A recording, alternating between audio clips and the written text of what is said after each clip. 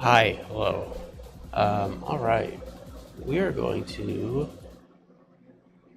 we're playing some Quake 2 N64 Jam 2 tonight, and maybe I guess a little bit of finals after. Nothing extravagant. It is nice to be able to play some Quake, single player Quake.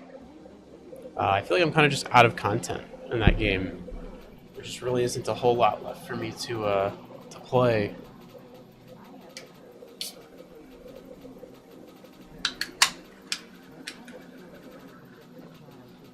Um, Yeah, I mean, there's like a few things I could go back and play. Like I've been meaning to do like a playthrough of Alkaline, um, like an Arcane Dimensions playthrough at some point on stream. But aside from some of those like replays, there isn't a whole lot I haven't already played through. There's some like really old Quake One stuff, but it's just like not very good. Um, but I could definitely like try and dig up. I'm sure there's like a few jams here or there that I kind of missed, but I'm really scraping the barrel. So a lot of the times it's just kind of me waiting for new stuff. It's kind of in the same boat as like Half-Life. Like Half-Life is there's not a lot of like good old stuff for me to dig up anymore. A lot of the remaining is just sort of waiting for like new stuff to come out now. Uh, there's definitely old stuff I could play, but it's not very good. I don't think I'd have a good time playing it. Anyways, well, let's play. Let's go ahead and start up some Quake 2.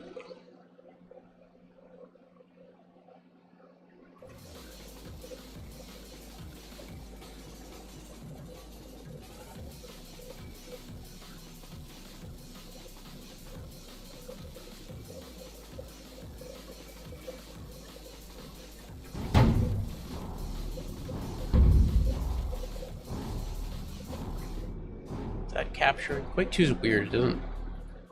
There we go. It's a little strange. Sometimes it just doesn't want to like capture for whatever reason. It's kind of just bizarre that way.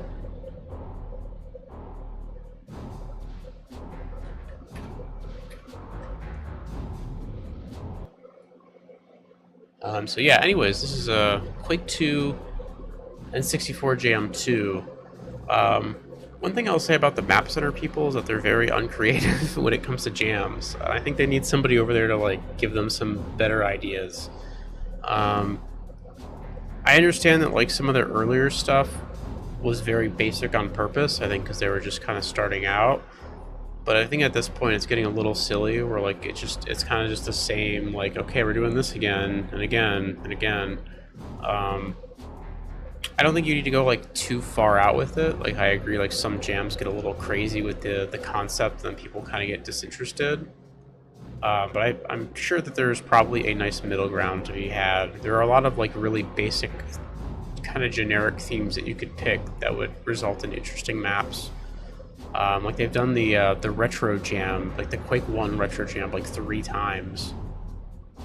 I don't know, do a water jam or a lava jam or something. Um, Quake 2, I think they mix it up a little bit more. I actually don't even remember their last Quake 2 jam. Oh, there was like a PSX jam or something like that I played that had like a shitload of maps. This is N64 Jam 2. How many maps are in here? I gotta go to the page. I think there's 8 maps plus a boss map. Let's see. We're back with 8 brand new maps, including a couple sequels to maps featured in the first N64 Jam. So I assume there's more than 8 maps, or I don't know if those sequels are included in the 8 maps.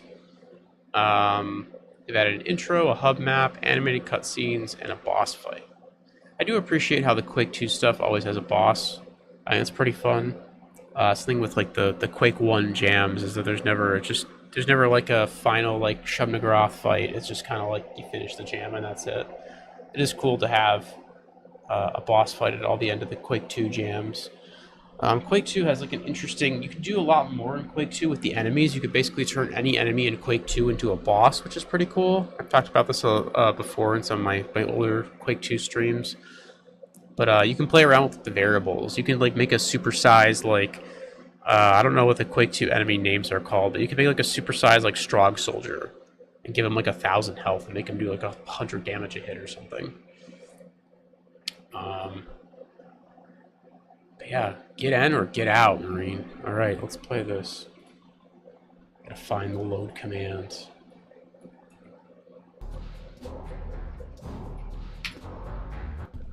There we go. Look at that intro.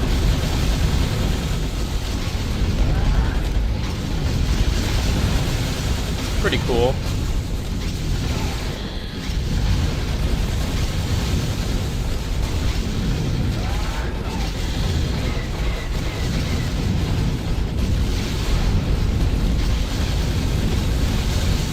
I appreciate the brushwork on the Quake on all those letters there. It must have been kind of annoying to make. Oh, look at this. They always have these nice little, I don't know if it's actually loading or if, oh, there we go, okay. They always like those nice little, kind of animated things that they do. Oh god, I forget this doesn't have fucking strafe jumping. Oh man, I'm just in the poverty zone. I forgot how bad Quake 2 N64 was. For some reason, Quake 2 N64, I wish I could just disable this. Like, I wish there was like just a command. Like, I don't care if it breaks the maps. I want to strafe jump. You can't like properly strafe jump. There's like a weird delay. Like when you like land in Quake 2 N64, you're like stuck to the floor for like a second. I don't know why. It's very bizarre. Quake 2 N64 does not have crouching. I like that. That's funny. Complete remaining missions to access the tank depot. Where are the remaining missions? Up here. Okay.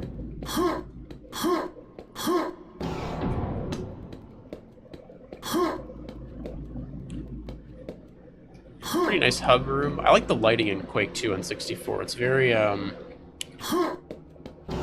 compared to regular Quake 2, it's like very vibrant. Regular Quake 2 is like very brown and very red. Whereas like I like the purples and the teals and just a good variety of colors. Nothing to really do with any of these maps. But let's see, there we go, autosave. Alright, well I guess let's just get started. I think we may have picked one of the better maps to start on.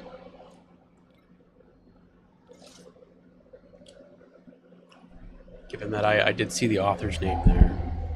Alright, what do we got? Oh, we have everything. I don't know if that's intentional.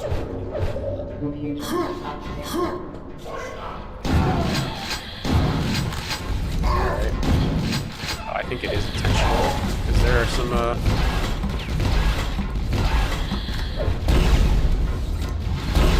high-level enemies here. We're too late. Okay. I would have maybe preferred to... I don't know. I guess it's fine. Okay, I don't have a whole lot of ammo. There's like no weapon progression here, which is a little bit strange. I like the sneaking out of the sub thing. I would have maybe just had some kind of weapon progression. And same with like some kind of enemy progression too. Keep hitting that damn crouch key. And what I mean by enemy progression is, you know, you typically in these types of games, you start off with kind of lower level enemies. They're a little more squishy and just kind of fall over pretty fast. Then you kind of work your way up to the higher tier ones. Here it was just kind of like we have the rocket ladies right off the bat. We have these guys. And we have all the guns. Machine gun. Shoddy. Yeah, see, we're already fighting the railgun guys. I mean, I guess it's fine. I don't know how long this map is. Maybe just kind of fun to speed things up. I do like the sub intro though, like sneaking out from the sub. It kind of reminds me of like GoldenEye a little bit.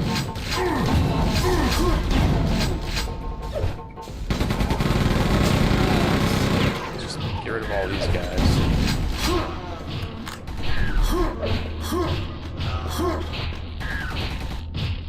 Ooh, I don't know who's gonna win. The dog, maybe? Seems like the dog's just... Oh, nope, never mind. The dog was kind of taking that guy to town, but... Okay, I can't hit that.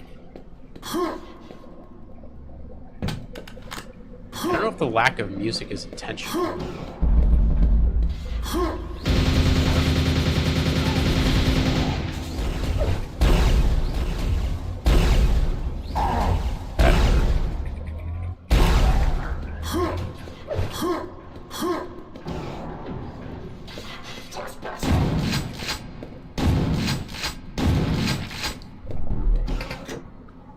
Attach open.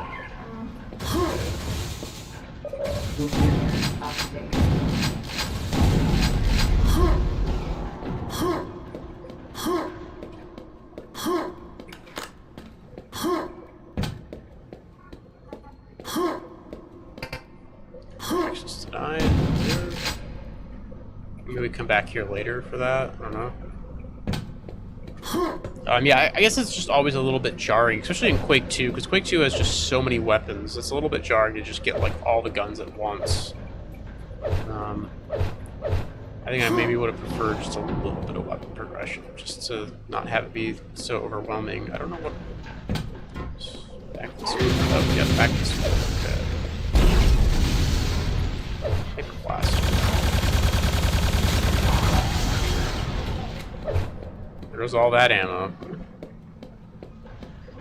Oh, that maintenance hatch.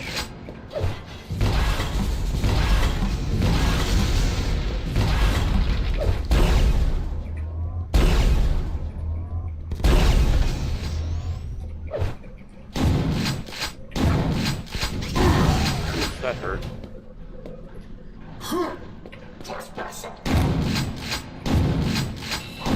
I think visually this is a very nice looking map. Some really good brushwork. Emerald Tiger, I guess I'll spoil it now. I usually don't mention the author until it's over, but Emerald Tiger made this. Emerald Tiger has a very good knack for making Quake 2 like styled areas. He's like an expert at it. Like just anytime he makes a map, it looks like something that could fit right into like a retail Quake 2.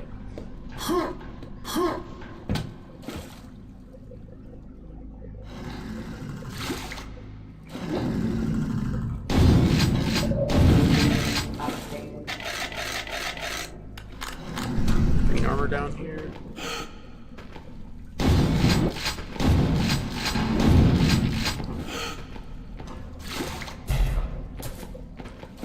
It's one thing about Quake N64 also that's kind of interesting is power-ups that you pick up are just used automatically, whereas normal Quake 2 you have a... oh! Fucker! Oh, come on, that was horse shit. Okay, just do that, do this. That was actually bullshit. I don't like that at all. I didn't really have any. I kind of knew that I was supposed to shoot that that kind of hole wall, but I didn't have any indication that fucking boxes were gonna fall on my head. That was really dumb. Not a fan of that.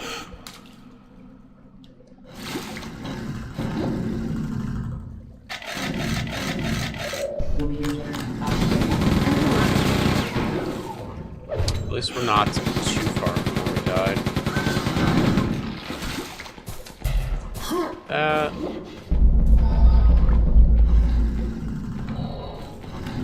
Cells. Nice.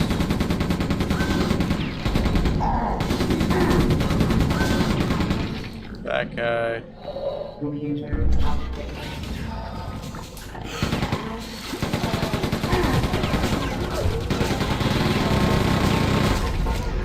Out of ammo for that.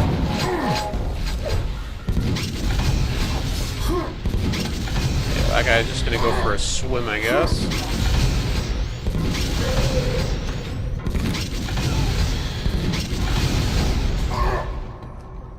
Also, there's just a fucking thing on the ceiling.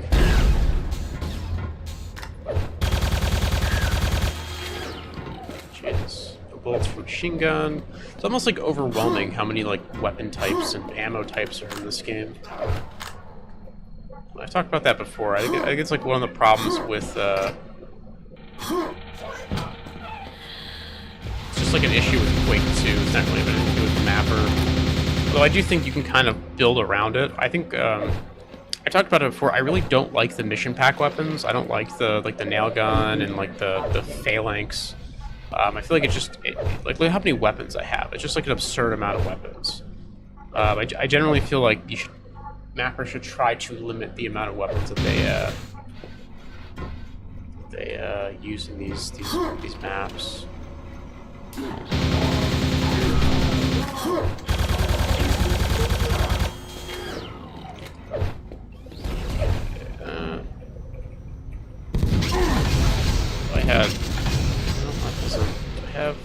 What do I have? Chain gun, shotgun. Shoot a rocket at this guy. Go.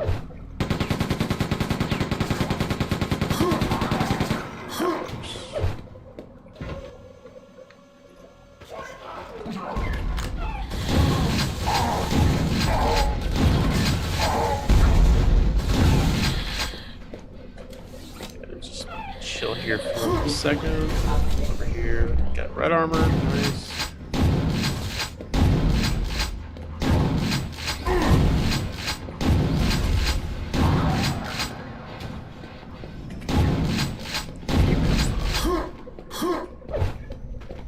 Where there you are. Oh, we kind of circled back around to this room.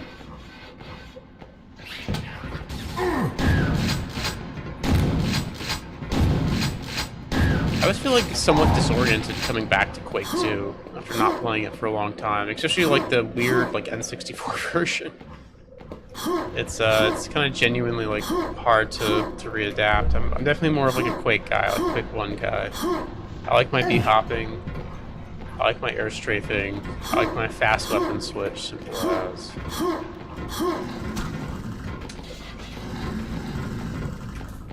There's just like a ton of these guys down there. Just shoot some nades at them. Oh shit.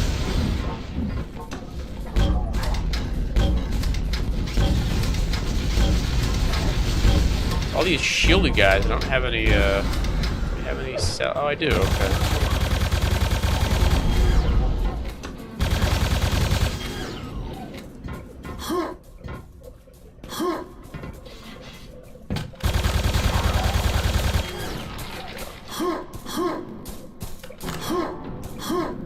Mag slug.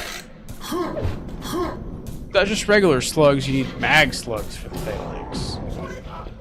Just gotta keep cramming those those ammo types in there.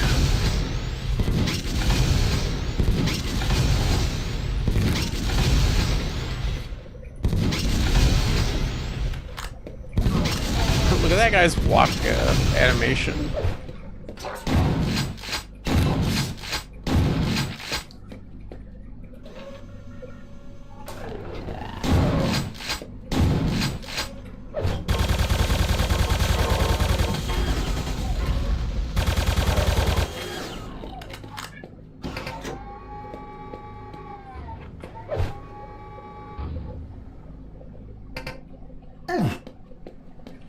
Perception.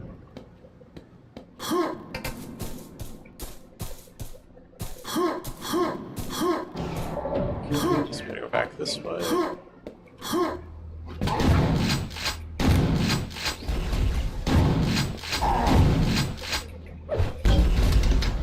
Get out of here.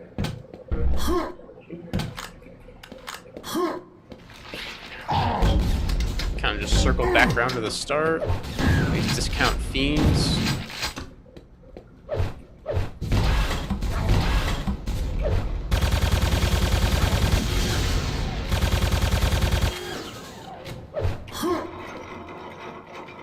don't know what that thing is. I don't really know how I'd get it either. New objective complete. Locate exit teleporter. All right.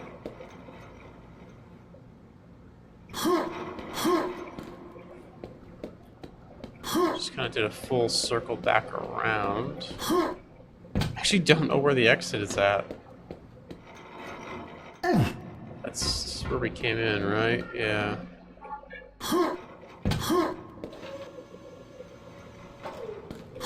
A good use of space in this map. It kind of... Oh, here it is. Okay. Kind of keeps, like, circling back on itself.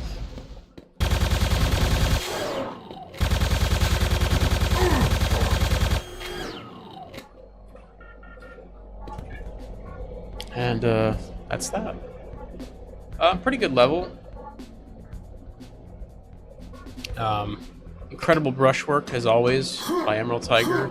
I don't like this hub area. I don't like how you have to trek 5 miles to get back to the maps. I think this is a mistake. I don't know who made this hub, but they should have put the maps closer to the where you spawn. Like, I think after completing a level, you should just spawn like right here.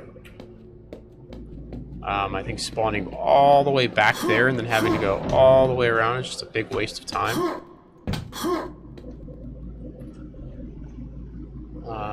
Anyways, great level as always. That was... it doesn't even show me who... Okay, I guess I'll have to announce the names beforehand because it doesn't tell me who. I can just go look in the map files. I know that was by Emerald Tiger. I don't know what the map name was.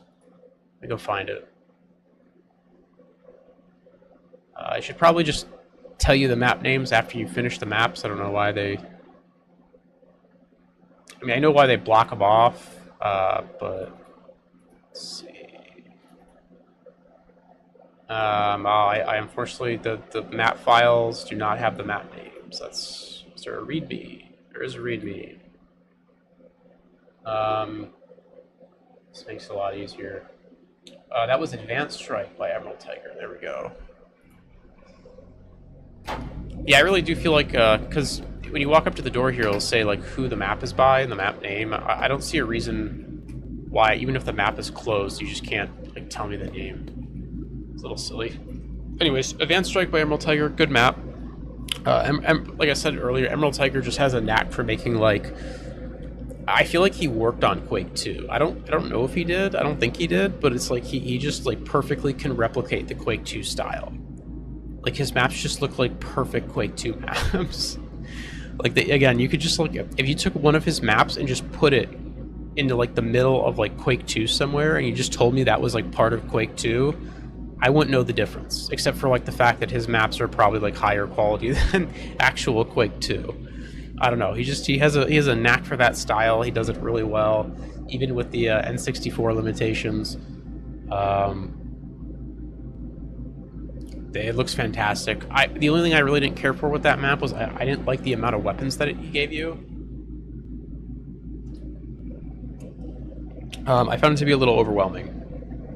I thought that he just kind of gave the player like too many weapons. I would have preferred like a gradual, because that was like a decently long map. I would have preferred a gradual progression of like, okay, here's a rocket launcher, you know, here's a, you know, whatever. It didn't feel like there was like a couple weapons to find, but they were the mission pack weapons, which again, I'm not.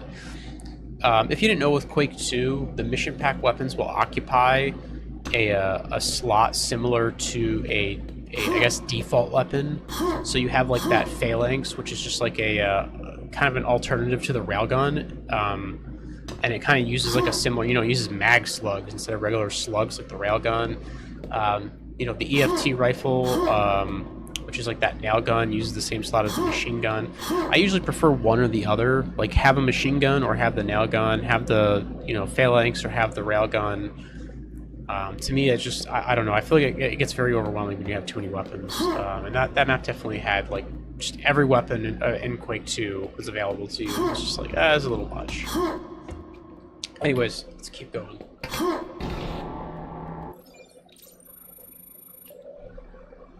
I like these little loading screens here.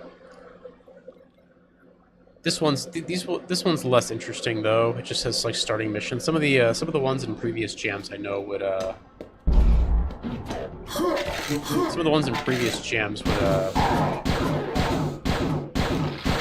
like fancy little animations about like where you're going. I like this sliding texture here. It's nice.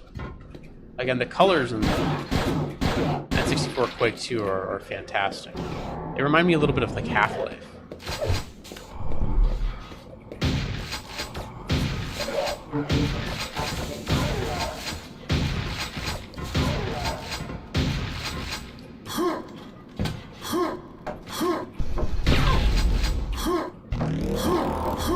Invisibility, okay. Interesting.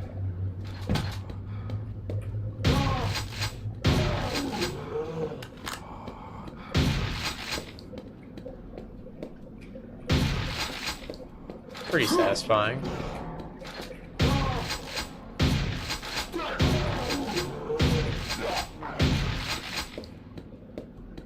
I like this box room. This area is pretty fun. These boxes. If only you had like the better movement of vanilla Quake 2, these boxes would be a lot more fun to kind of jump around. Do like some double jumps off them or whatever. Up here.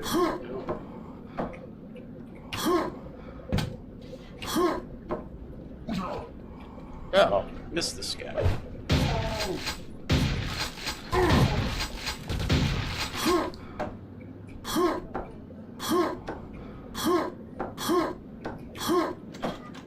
Yeah, I feel like this area kind of, honestly would have been really fun to fight in with all these boxes. I probably should have picked up the invisibility, but I guess I didn't really know what was ahead.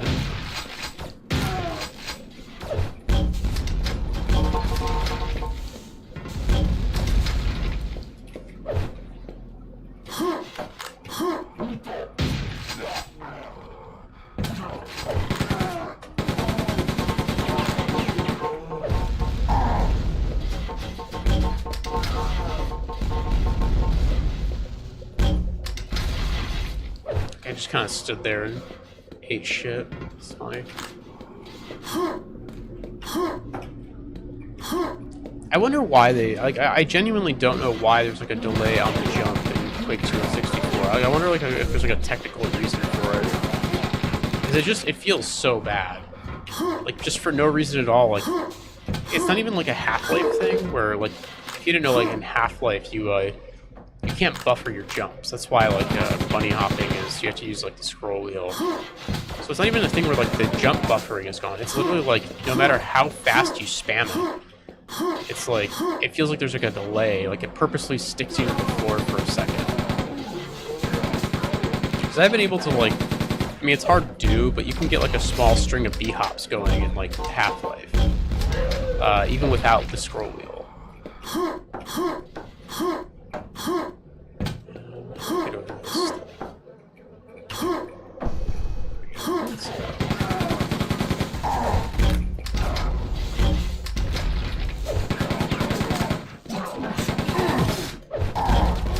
Oh my god. It's like that guy flying with the grenade. Jesus.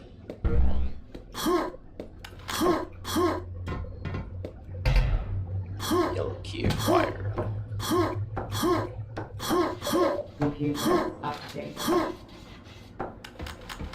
Pick up all these goodies up here. And this just sort of takes us right back to Relief B. Very nice. Alright, I kind of like this map. It's like a pretty chill map. Nice visuals. I like the texturing in this room. These kind of like metal plate. This metal plate texture looks really nice. Again, like the smart use of the boxes. Like it would have been one thing to just like block off some of these hallways with just like walls, like more of this metal plating, but to kind of have it be like a, you could tell that was like a very different kind of room than it's just all like blocked off with the boxes. It looks really nice. Oh, there's a mega health up there. Oh, I won't get that. Oh, just climb up here. Oh, no, you have to drop down. Interesting.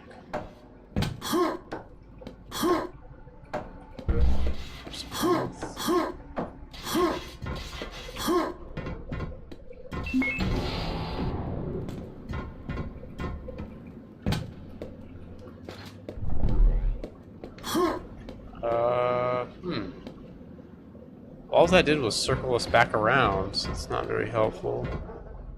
Oh, here we go, this way. That dude just like sidestepped my nade. But he didn't like walk, like he literally like his model just shifted to the right to dodge my nade. That's funny.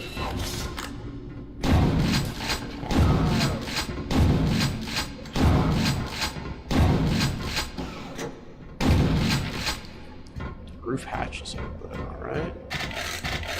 Oh, up here, okay. I think this ladder could have used some lights on it. Like a really minor nitpick, but it's like kind of blends into the background here. I think maybe putting like little lights, between the ladder or like on the sides of it would have been nice, just to kind of draw the player's attention. I could definitely see like an alternate reality right now where I completely missed this, and I'm just like, all right, roof hatch, let's go find the roof hatch, and I just start walking back that way.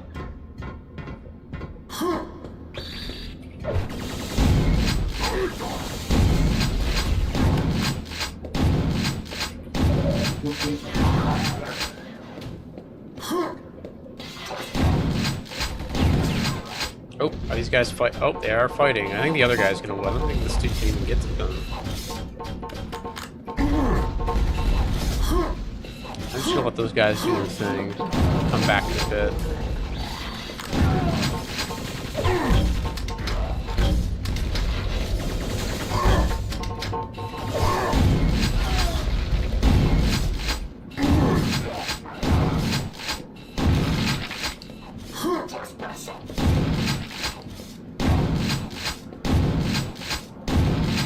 Where that hole in the floor is for the Mega Health. I'd like to go grab that.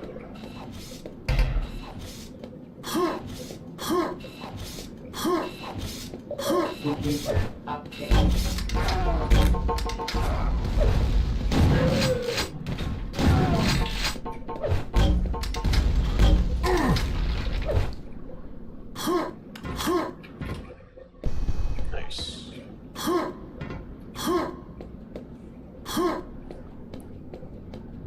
So it should be up here somewhere, right? Yeah, right here. Here we go. Nice. Good secret. You're gonna get to see the secret earlier. You get an idea of like where you're gonna have to come from. It's like, okay, I gotta drop from above, and then you get to execute that once you get up to the roof. Oh, I'm on the roof. I'm on a higher level. I gotta find that little hatch. Good. Well-designed secret.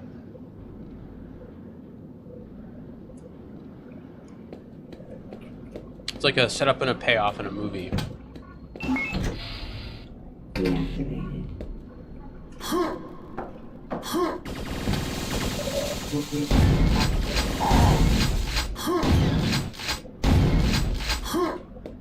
Alright, to the basement we go.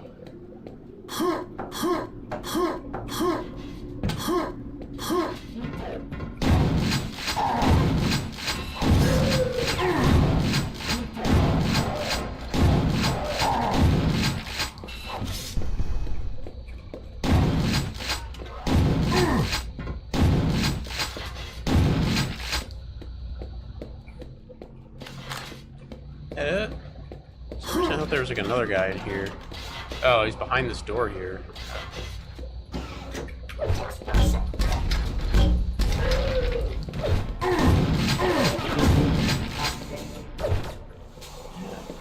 guess this is cool.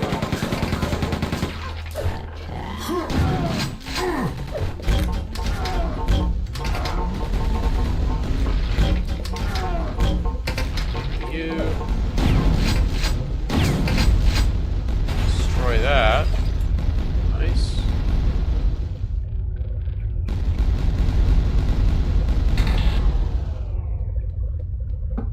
Show forces deploy. And you know what would have been really cool is if the power went out once you disabled that.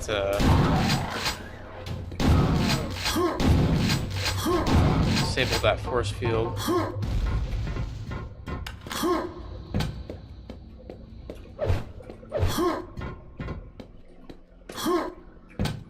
I assume we have to go to that big red force field now. Oh yeah. Okay. Look at that, he cut right through the center of the map, just perfectly loops back around. Also, this guy is just destroying me. Holy shit. I have no health.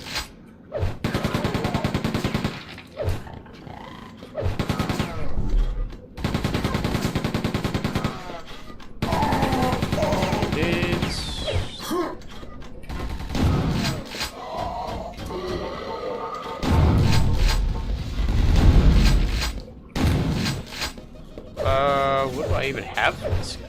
Not much. Just gonna have the machine gun on? Oh, okay. I'm gonna go up to the roof and grab those goodies. That'll make this a lot easier. So some health up here I can take. Machine gun bullets. Nice. Full health. Just about full health. Grenades will help.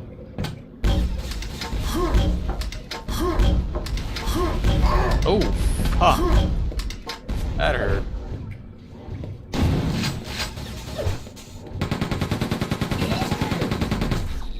Nice. Oh man, there's still more, okay.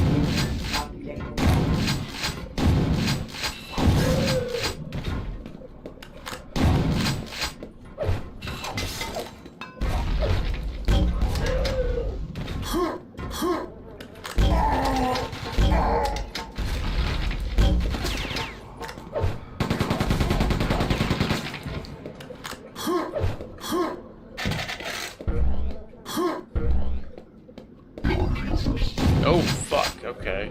I really don't have any guns for this.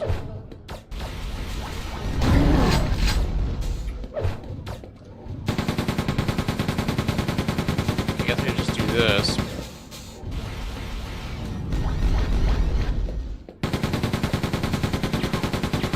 Kind of a lame way to play this.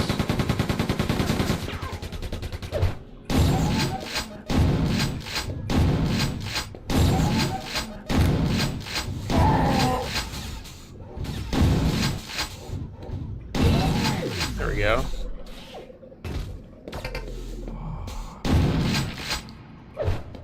This guy dead. This guy is dead. No, that's it. That was kind of a lame last boss fight. This room is not really great for combat. They also didn't really give me any like cool toys at the end, like no rocket launcher or railgun or anything. Maybe there's like a secret somewhere I missed. But it was just kind of like the resources kind of got rough at the end. I don't know. Maybe I was just eating hits like an idiot. But I don't know. That was pretty fun. I like the limited arsenal. I thought that was kind of interesting.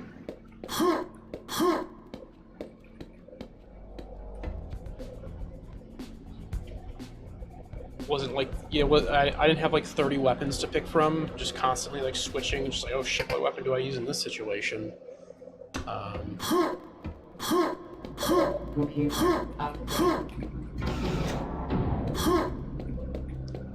See, I'm just going to start reading the names before I go in, because I think I kind of forgot. I'm going to check the README real fast. I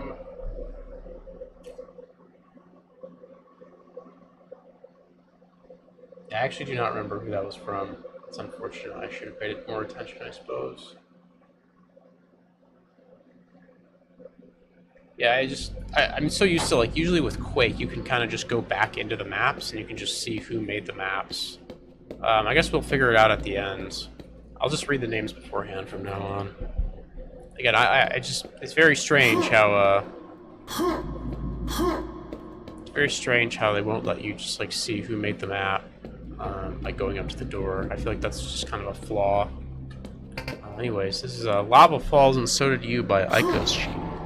I tend to not read the names because, like, if I spend like 10 minutes just like shit talking the map and calling the author an idiot, like I'd rather just like not mention who they are, because it's weird to just be like, you know, typically in Quake I'll mention the map name after, and I think it's a little bit strange to just be like, yeah, this map fucking sucks. This author doesn't know what the hell they're doing. Oh yeah, by the way, this map was by so and so. You know what I mean? It's just like a little like, it's better. Like it just feels like I'm calling them out like directly at that point. So. This is pretty cool.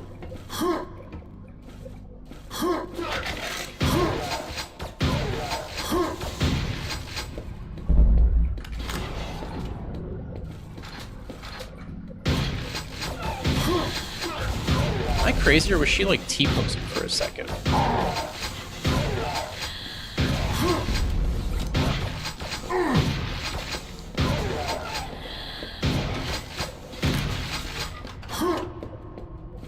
Kind of a cool enemy combination there, having the rocket lady and all these little grunts. Usually you don't see the rocket ladies until like way later, and they're just kind of like there along a bunch of other enemies.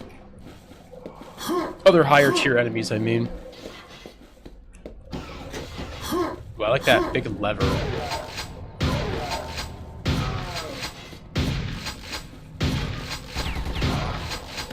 Go back and look at that lever. That's really cool. This could have just been like a boring button, but he made like this big brush lever that you pull down. Very cool.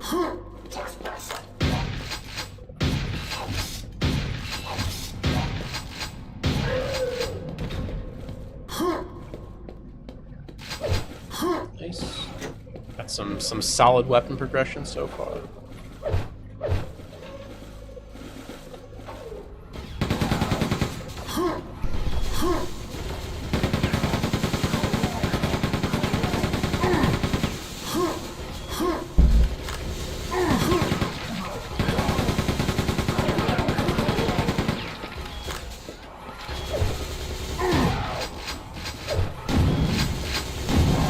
There we go. That works.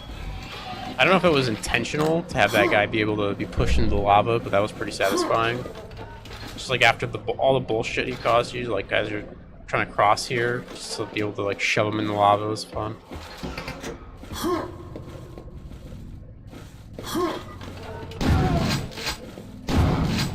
was trying to get that guy in the lava too.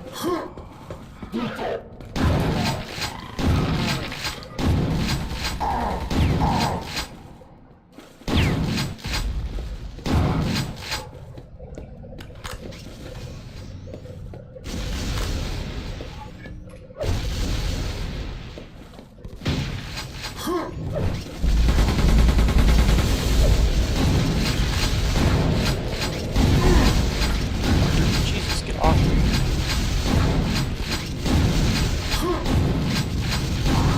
There we go. I think I kind of know what they're going for here. I'm just not sure how well it's working. In some of these situations, like there, it feels like that guy was just like right on the edge and just like still wouldn't fall off. Maybe if there was like a restriction to like where they, I mean, I guess, I don't know. I guess you don't have to push them off. But it would be cool if it was... I guess what I'm saying is like it was a little bit annoying that like I would shoot the guy and then like by the time I recocked the super shotgun, he would just like move forward just enough to not get pushed off.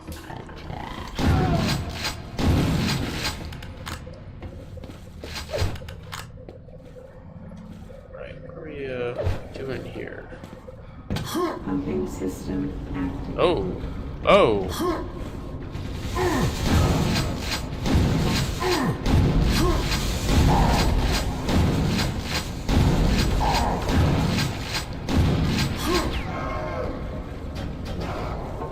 Pretty cool.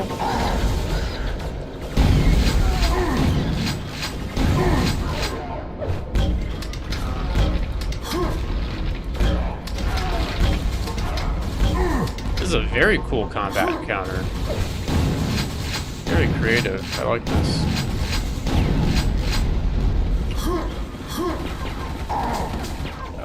Out of grenades. That was a lot of fun. I don't think I've ever seen anything, well, I've seen some pretty cool stuff in Q2, but that's definitely up there. That was really well designed. I didn't feel like super overwhelming either. That's one thing about Quake 2 that's like a little rough, because the weapon switch speed in this game is like... It's like your character doesn't know where the weapons are, so they have to like take a second to find them. So it's just like, it's so slow. And you can definitely get into a situation where you really need another weapon, and it just like, you just die before, or you take a shitload of damage before you can take it out. So it's like, it's almost like you kind of have to be careful to not...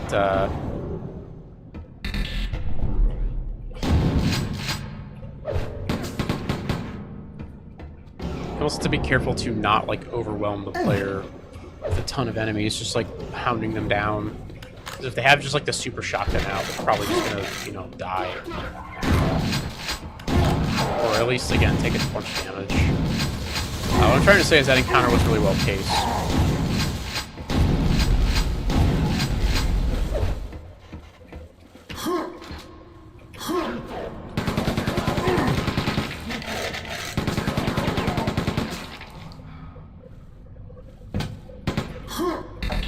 Nice, little yellow arm.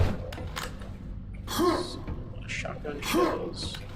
Grab that hyper blaster. I like the dead guy here without the head. It's pretty cool.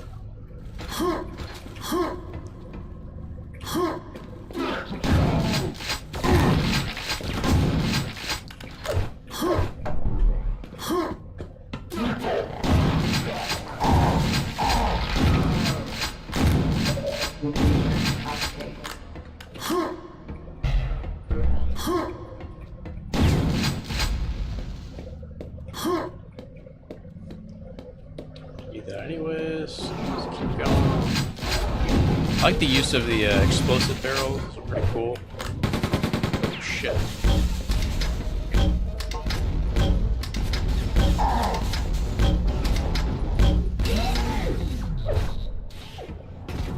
Looks like I missed a rocket launcher somewhere. Or did he drop those rockets? Honestly, not sure.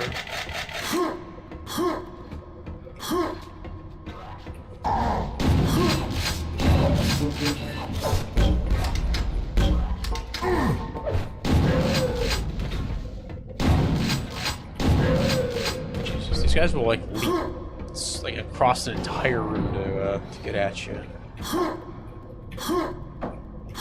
Nice. Some red armor.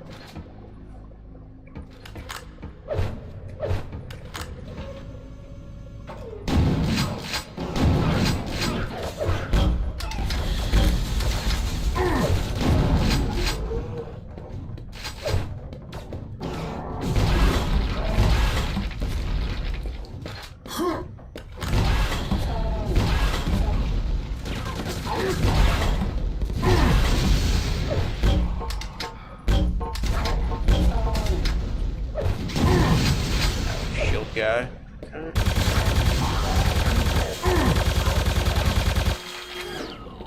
I ate a lot of damage in this room.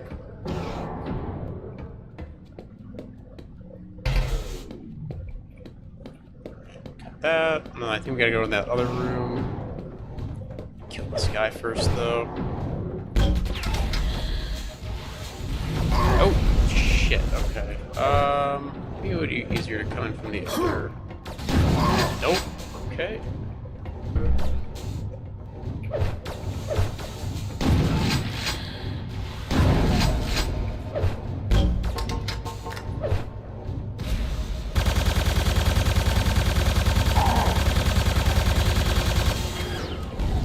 I kind of don't like this guy's placement in this room. It feels like this is like a classic kind of door issue where I just like literally can't get in the room without just taking a shitload of damage from this guy. And there's like a ton of little fodder enemies hanging out around too. It's just didn't even notice this rocket lady in the corner.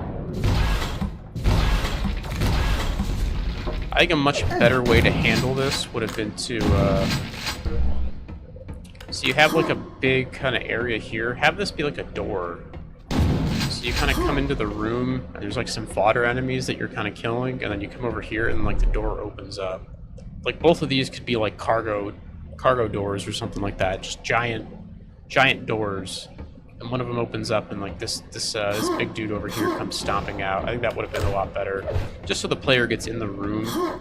And then if you want to spawn more fodder enemies in the boxes or whatever, while the player is trying to like dance around this like middle platform to keep, keep away from the boss.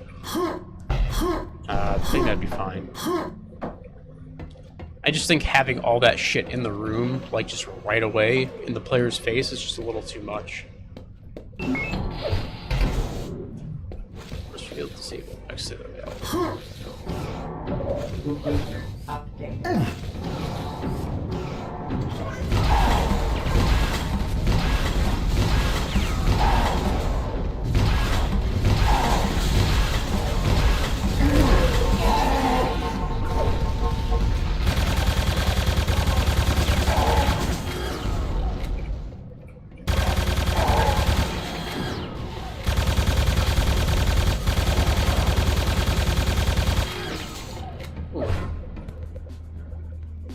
a lot of damage there at the end. I don't know. I don't even know like what was doing damage to me. But that was a pretty fun map. I really enjoyed that. Again, I think at the end there was like that one issue with the oh, I don't know what's going on with that box. There was that one issue with the boss in that room that was just like, very hard to get into, and it just felt like the only way to get in there was to spam. But I really like all the lava platforming. I like knocking enemies into lava. That was pretty fun. That one encounter where you have to kind of keep switching sides because the lava keeps kind of going up and down. Super creative, very unique, very fun. I don't know, overall, like a really solid map. Visually, it looked nice. And a lot of creativity. That was Aikoshi, Lava Falls, and so did you. Fun level. Let's keep moving. Hop in, hop out, like in front of 95.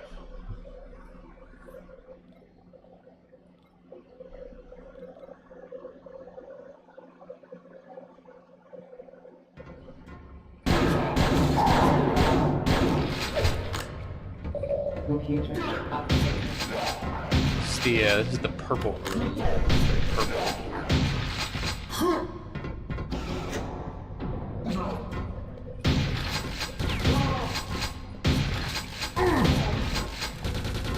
Anything down here? No, there is.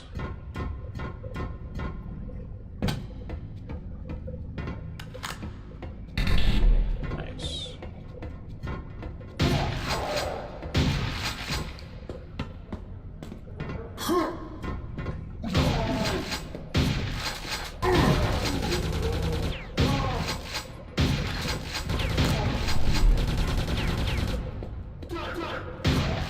Okay, I think this offer might have went a little too hard with the colors.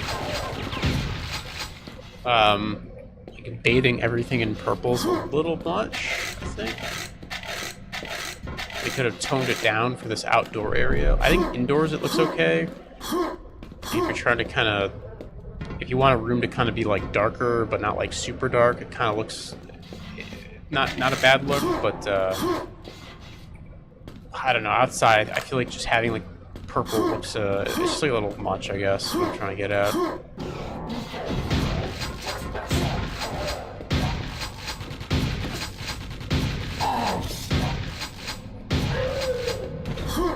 Is the door open? That door's not open.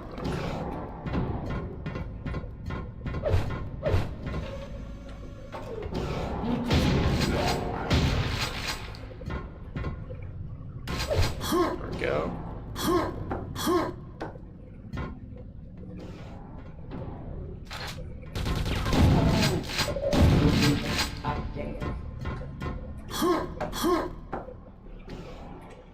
Code disc, alright.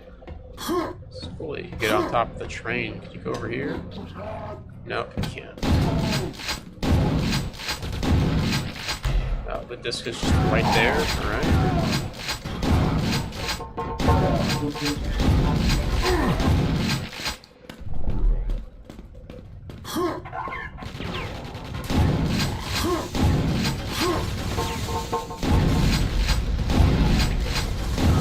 Yeah, the lighting almost kind of makes it hard to see some of these enemies. I don't think there's like a flashlight in Q2 N64.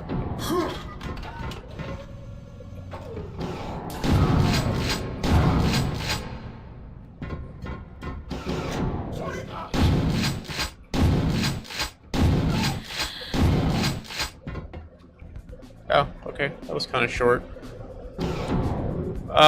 I think visually the map was okay, except for the lighting. I think the strong purple lighting in that map was just too much. It needed to be toned down a little bit. You know, I think there's definitely a time and a place to kind of use more purplish lighting. Like this actually is a really good example of like a really well lit room. You kind of have that yellow, a very strong yellow, kind of almost Q2 look, and then you have like this little computer area, and you can see there's like a bit of purple in here, and it looks nice. I think this is kind of how you use that purple lighting. You kind of put it near like electronics and stuff, kind of rooms that are supposed to be a little bit darker, or sections of room that are supposed to be like a little bit darker. But you want like a good mix of colors. Even this room has like strong purple like hues to it, but it also has like the very contrasting like teals in the water. Is there anything down here? Oh, there he is. He lives.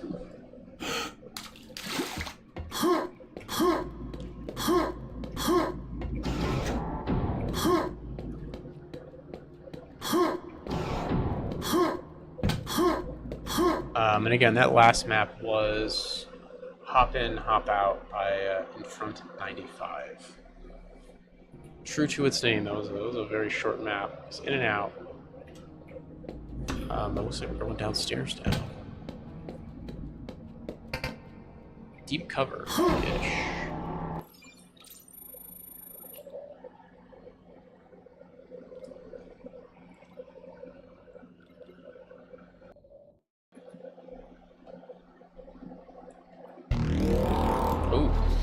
Ooh, okay. Computer update.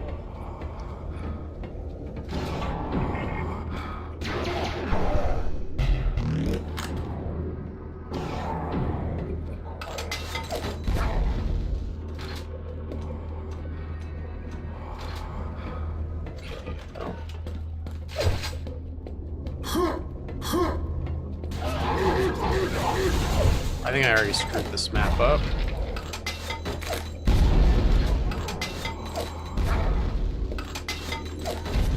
I thought that one robot that like jumped up at me, I thought he was I thought that was an explosive barrel. That's why I threw the nade at it. There we go. Okay, everything's dead though. Yeah, I thought this is the explosive barrel. This is an explosive barrel. This thing was an enemy. So that was a good trick. It was a good trick. Green.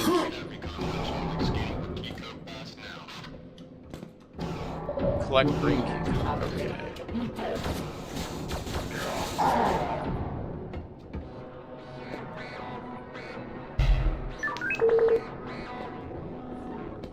I like this big computer here. It's cool. I like the little noise it makes specifically. Oh my god, oh shit, okay.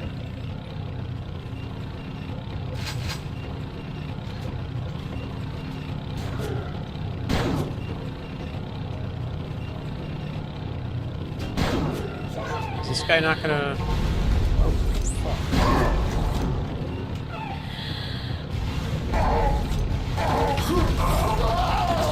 Okay, I think I need to start from the beginning here. I think I understand what you're supposed to do.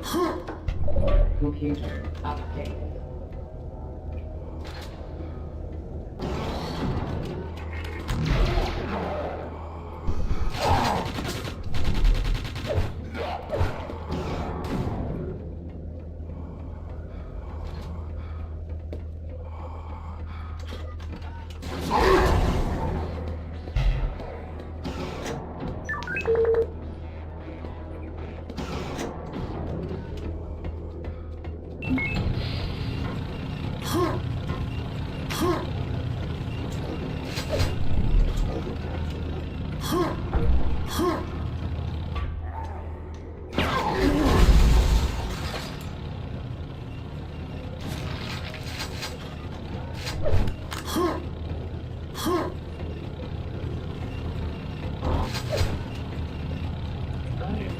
Oh, I can't. Okay, let's get rid of you.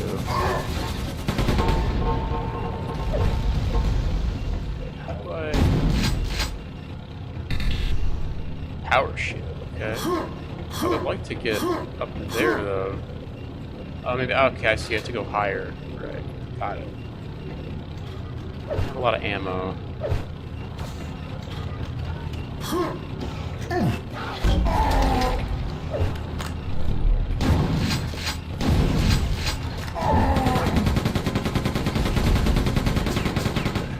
Jesus.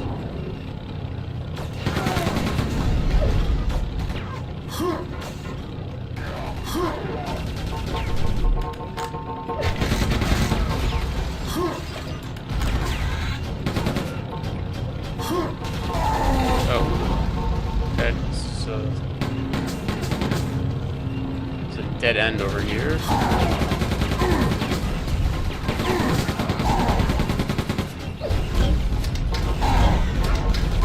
aware that that was a dead end.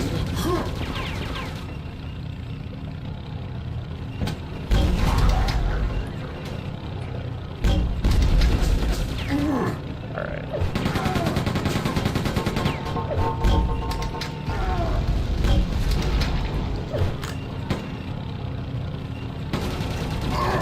Okay, just shuts that door. So I need to get to a higher level, I just don't know how to get up there. I need to get up there. I got this fucker shooting me. I don't know what this... I don't know what this button did.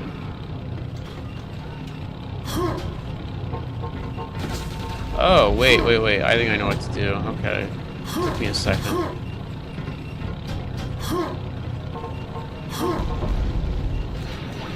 Oh. Fuck, that was close. Jesus.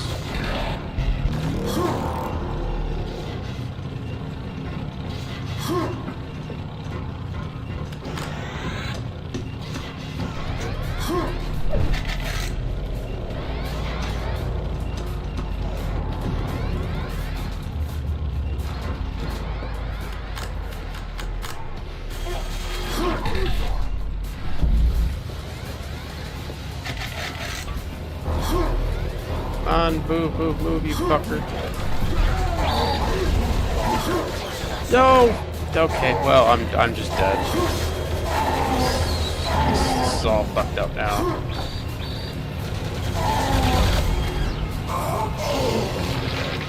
I kind of see what you're supposed to do here. I feel like they don't give you enough of the invisibilities to, enough of the invisibility suit to kind of get through here. A little jank the way it works, too. I appreciate the concept, though.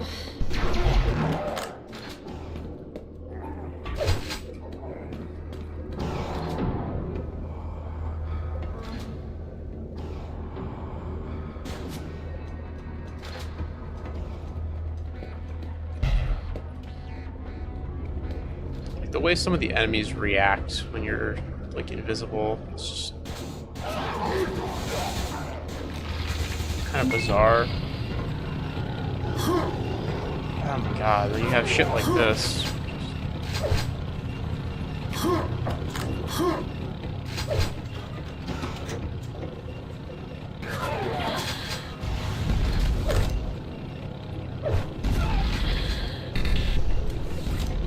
Save that.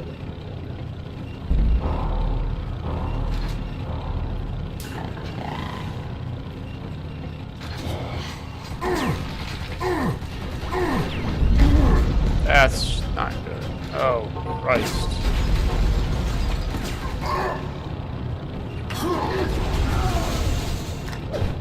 I'm dead. Okay. Alright. Yeah, if there was like one more invisibility, I feel like it would be a lot... It wouldn't be as frustrating to kind of get through here. I also feel like some of the enemies just like to body block you a lot. To me, this level feels like a frustrating... It feels like a frustrating, like, forced stealth section of, like, a 90s game. That's what this kind of reminds me of. I hate to say it, but... Just, that's what I'm getting from this.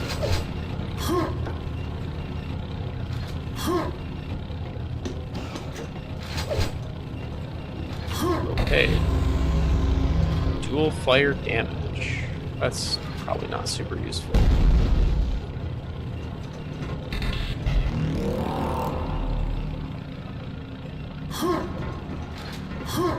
So far, so good.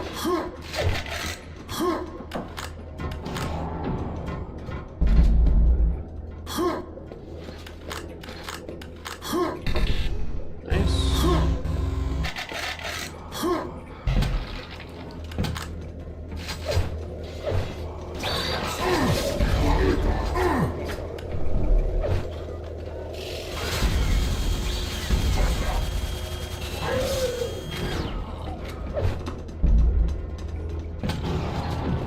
Yeah, I gotta go to the computer room.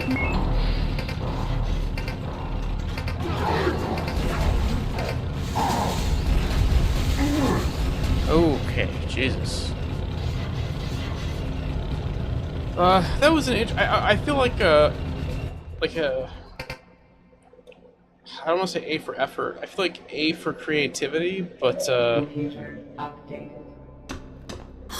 I've seen similar things in Quake where they use the invisibility ring in that game where you have to like sneak past like a bunch of shamblers and vores and like higher level enemies. I've played like a map very similar to that one in Quake. I kind of feel like I kind of wish the map would.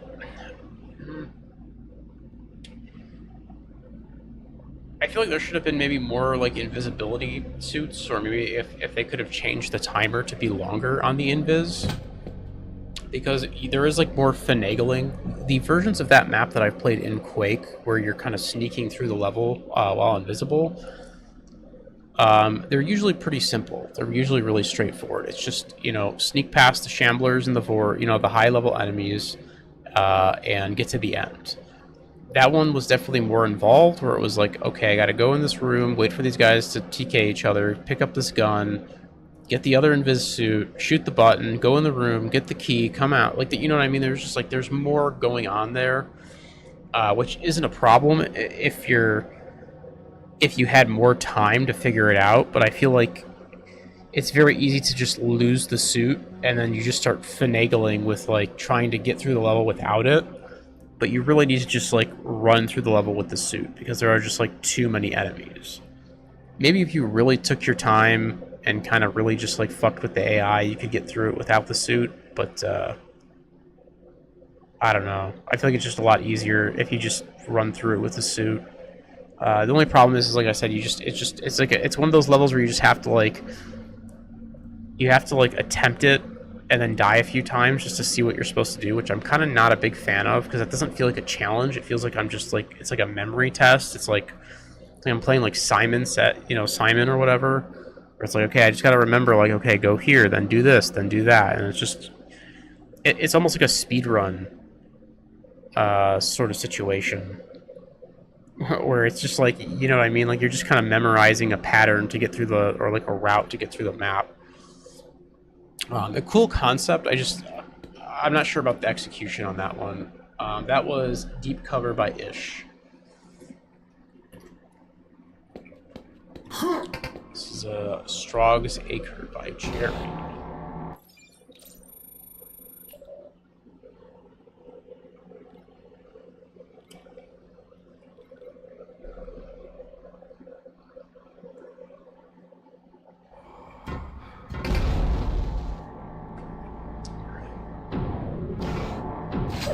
Oh. Computer updated.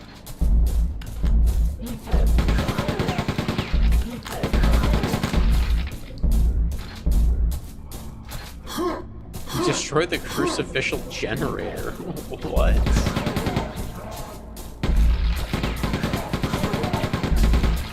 Interesting objective.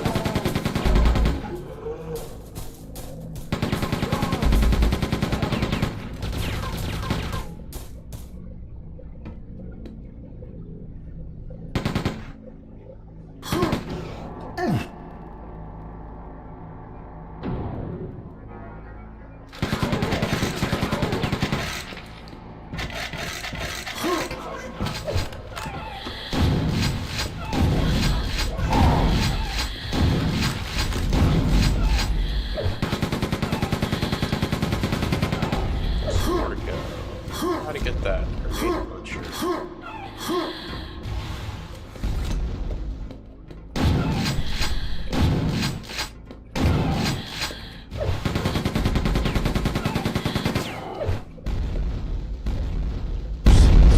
Okay. Computer updated. Okay, Commander, and rest peacefully.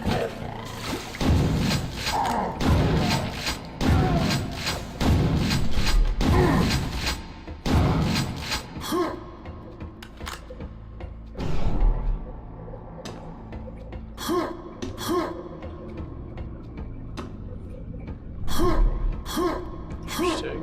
Okay.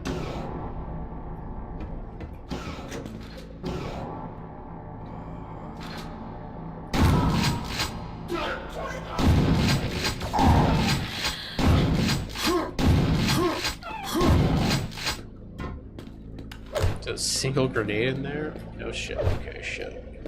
Oh, there we go. Shotgun shells. Exit is now open.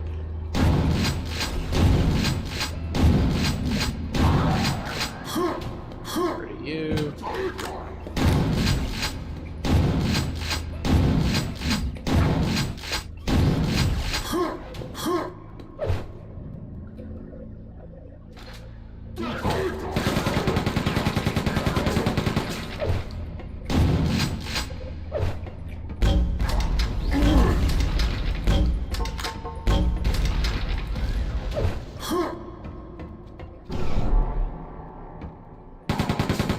I actually kill these guys, so I can't seem to do anything though.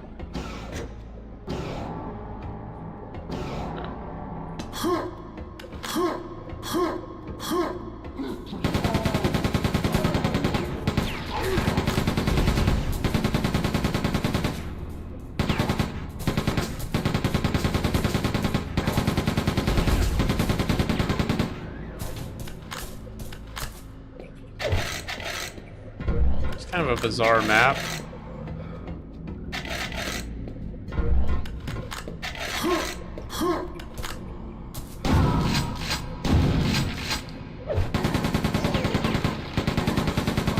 I don't know if killing these guys actually does anything, but access. In the water, perhaps? Yep. Okay.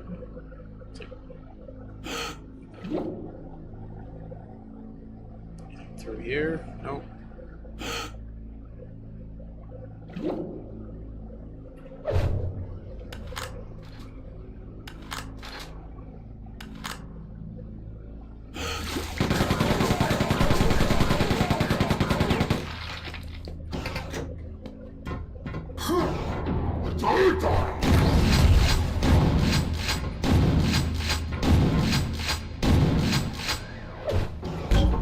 Ah, fuck.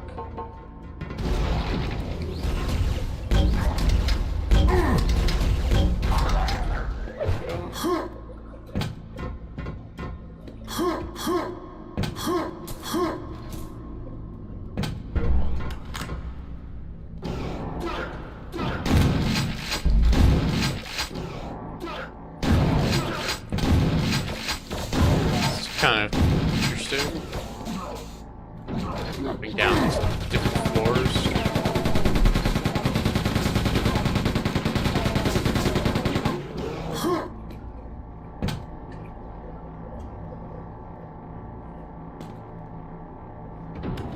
Oh.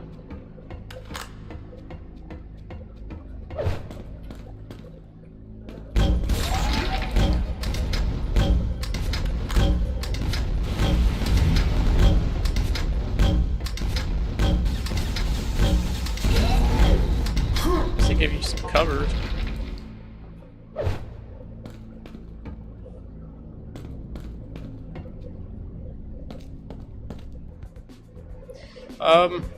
I feel like that map was kind of like strange. Like I feel like it was going for like a surreal sort of thing, but it didn't really commit to it. Like, there wasn't enough like surreal elements, if that makes any sense. I've seen really cool maps like that before, both in Quake 1 and Quake 2 that kind of do like weird things. And I feel like that one just didn't really commit to it. It just felt like a normal Quake, kind of maybe slightly boring Quake 2 map for like most of it. I feel like they need to be a little more wacky with the map. Like if you're gonna do like that surreal approach of just like, you know, just kind of going into like strange places and like going through black voids and kind of, you know what I mean? Like if you're gonna have like a surreal, if you want to give the player like a surreal experience, I feel like you need to like fully commit to it. And I think it was kind of interesting to have like the crucifixion machine or whatever, a crucifixion generator, with all the guys like hanging on the Y. It wasn't even crosses; it was like Ys. Yeah, I don't know. One of the maps, I guess, all time. That was Strog's Acre by Jerry. Sacrifice Eye. Yeah. Conk? Probably saying their name wrong. It's okay. Oh. Shit. Computer updated.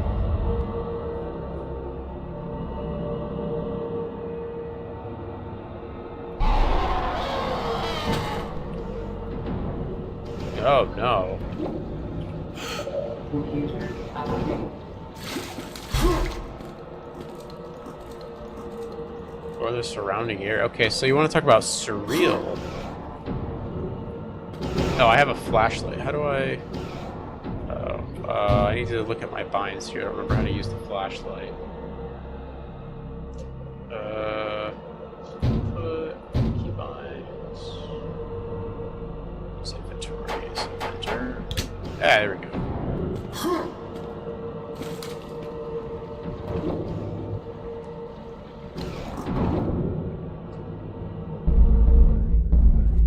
Try not to drown. Oh yeah.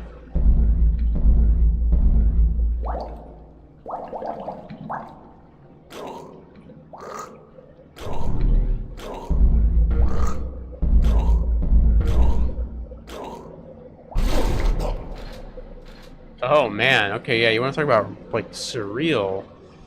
This map just goes like full in. This is really cool. Map goes all in on that. I don't know about the text. The text I'm a little iffy on. I'm not sure about this like floating. I think it's just like too crisp looking, you know what I mean? You could maybe make it work if the font was like a little bit different, but having just like this very clean, crisp text just floating just doesn't look great, I feel. I do like the transparent enemies are pretty cool though.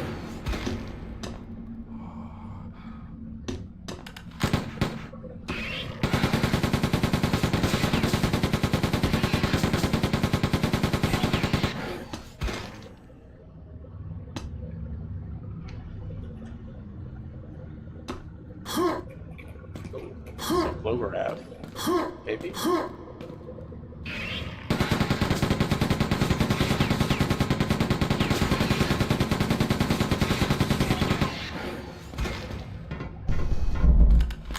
Oh hey, who it is? There's a shambler up there for a second. Always happy to see my boy.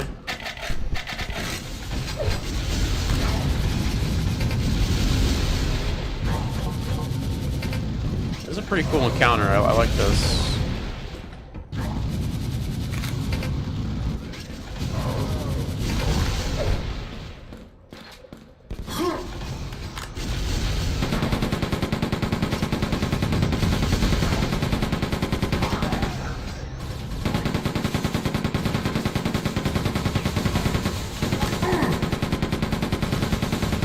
Having the upside down enemies.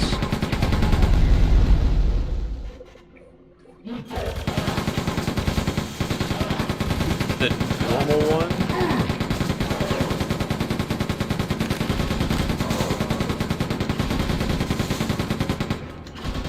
Do I have?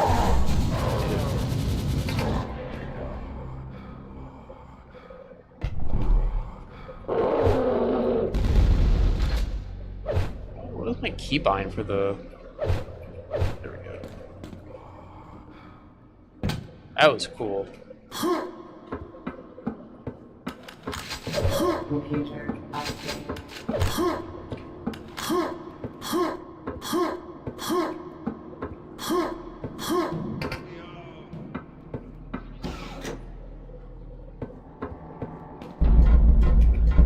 It's always pretty fun when you do like the Quake 1, Quake 2 crossover stuff.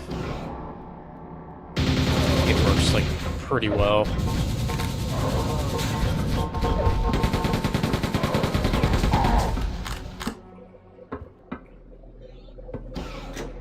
Computer updated. I think that's like a pretty common suggestion is that if they ever do make a Quake 6, they should kind of do like a Quake 1, Quake 2 crossover.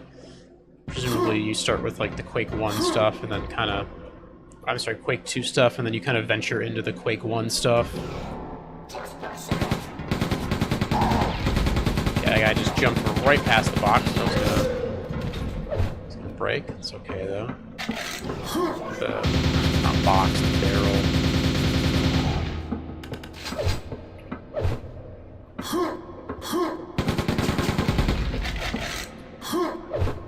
This map has become significantly more normal.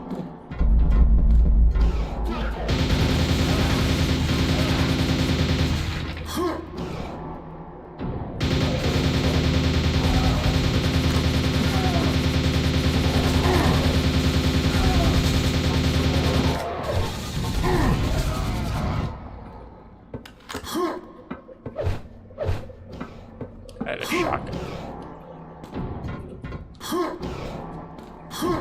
Oh wait, did I not? I have to hit this computer here.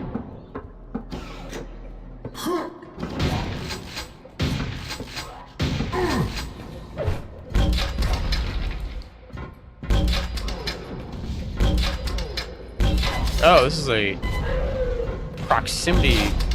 Okay, whatever. I just have to hit Drex, I guess.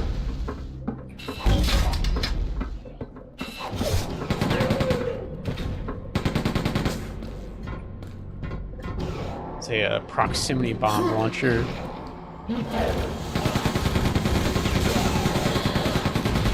Which is significantly less useful than a regular grenade launcher, I feel.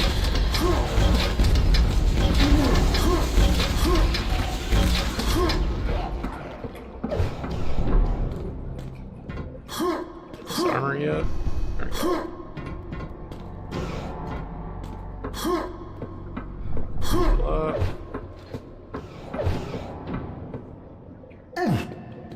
Oh, there's another armor down here. It's a yellow.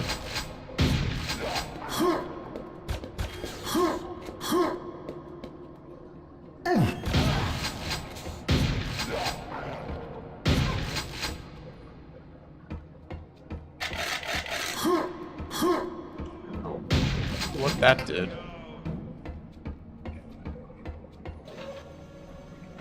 Down here? No.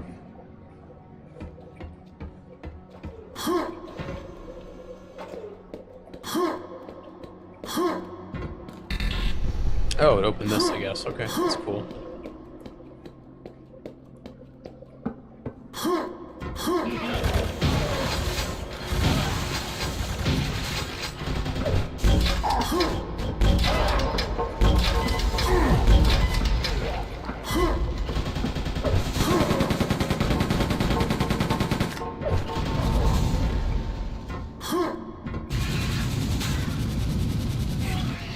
Just hit 100% LG on this idiot.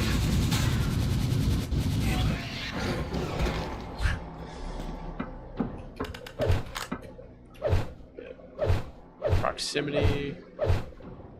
I kind of appreciate the use of like the more unique mission pack. This is kind of what I'm talking about. Like if you're gonna do the mission pack weapons, then just commit to the mission pack weapons instead of having like a bunch of like the normal weapons. Like this map has like a really unique arsenal, which is something I like.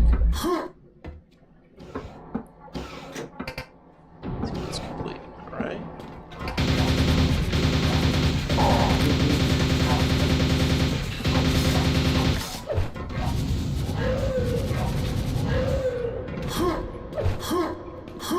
Probably go down here now, right?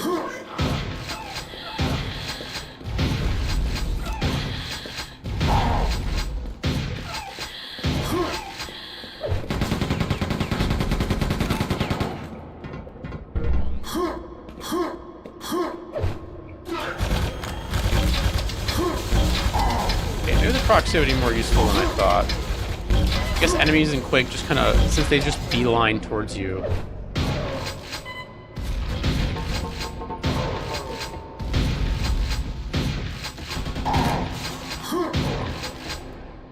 He just spit out a yellow armor. That was cool. I wish this area was like... Did I already mention? I kind of think this area should be like a little darker, maybe. I think it's like a little too well lit for kind of the tone that they're going for. Kind of that creepy, like, I think this is supposed to be like a slipgate facility. And we're just kind of like looking around, trying to find a way out, or try to find our way back into the slipgate. Just like some abandoned base with all these monsters. I feel like it should maybe look a little more destroyed. Maybe have some of the lights turned out. Maybe like slightly more atmospheric. Maybe that's like maybe there's like some restrictions at play here because of the N64 theming.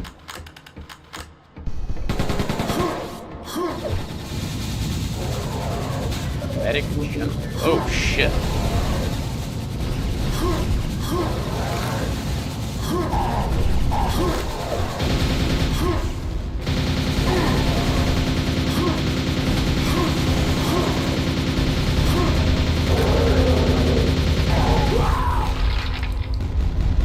Okay, that was unfortunate. Okay, nice. We quick saved here though. Let's get rid of these. I'm not gonna use any of these. There we go.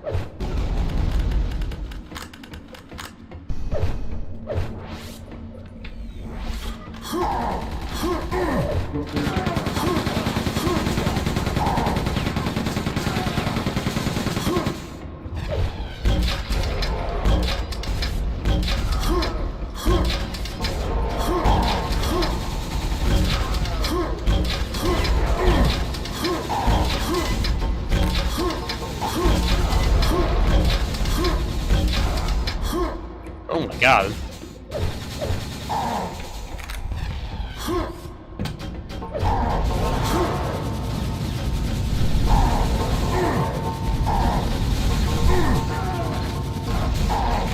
I don't know what that trap does. Just kind of just drags him in, I guess. Just kind of keeps him in place so he doesn't run at me.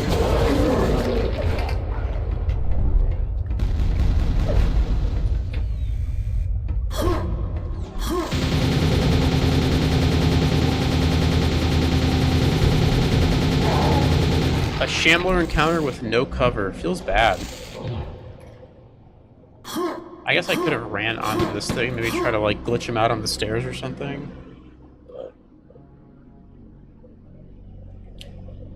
I'll be honest, this room kind of sucks.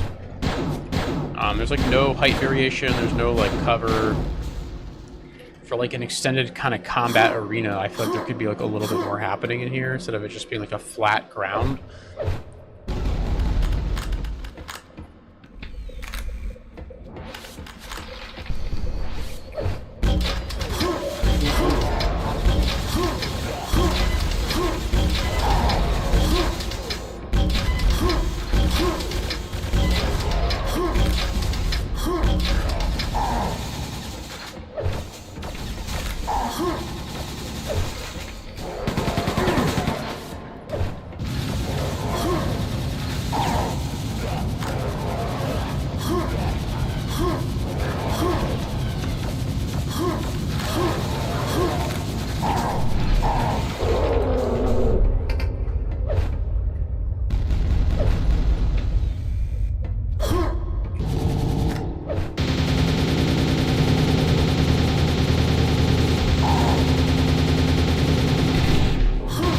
Oh my god, he can just run anywhere, huh?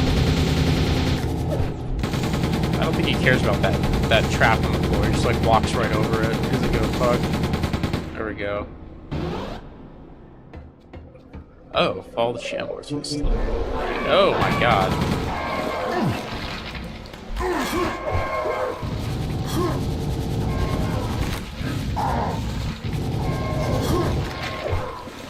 Pretty cool, I guess.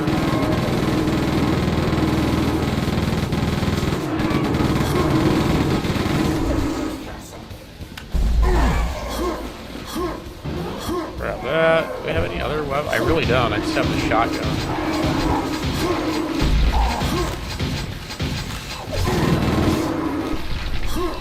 There we go. Oh, hey. That'd be helpful. Where's the Shambler at? Where you at?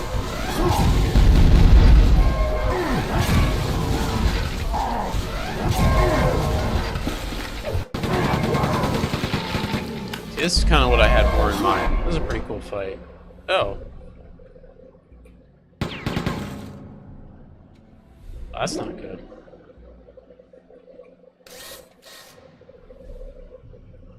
Got drowned at the end, I guess?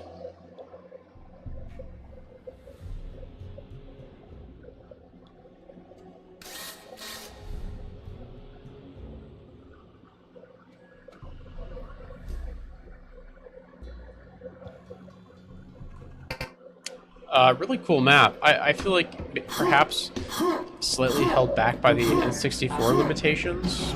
I love the earlier parts of the map where you're kind of going through that like the underwater section, and like the upside down like pyramids and everything. That was really cool. The facility, like I mentioned, I thought could look a little bit creepier. I feel like it just didn't really have a lot of atmosphere to it. I feel like it was like too well lit. I think it needed like, especially because you have the flashlights. So I think the areas could have been like a bit darker, like have some just like pitch black hallways. You know, some hallways that are just kind of like very seldomly lit, just like one or two lights. You know, just the atmosphere was just a little plain, I guess. Compared to, like, I think I know what they were going for because I've seen it executed before in other maps, and I think it's just, again, I'm not sure if it's the sort of thing where like they were limited by the N64 sort of theme, or if they just chose not to do that. I'm not really sure what the limitations of the N64 theme are. What else?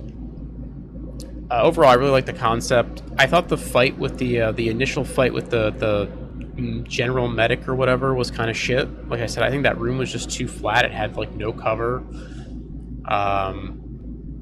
You just kind of have to like tank his hits and just try to like out DPS him, which is kind of lame.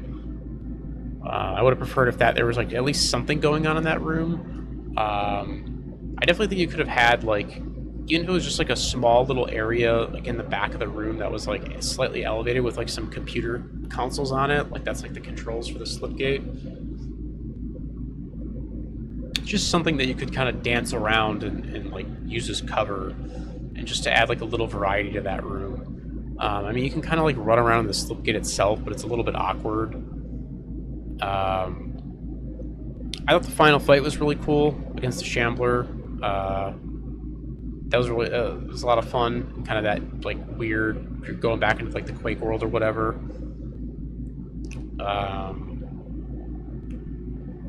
Anything else? No, I don't know. Overall, pretty cool map. I really enjoyed that. That was Sacrifice Eye by Koenig. Yeah, I don't know. Really great concept. Executed pretty well. How many maps do we have? Just the one, and then the boss maps. We're almost done here. This is Malevolent something or other by MVE. We'll say the name at the end. As long as I know who made the map, I can find them in the README. There was that one map earlier that I oh shit! Oh my god!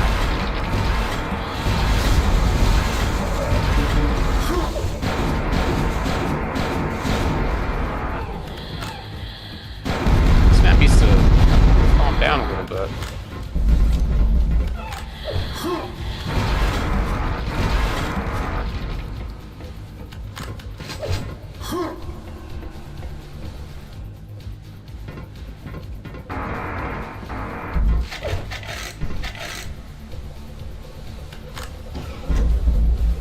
Grab all the goodies here.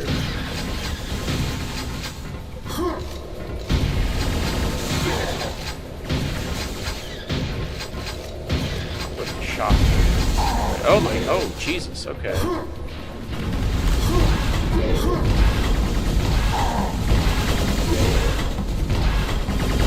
This big like crusher in the middle of the map.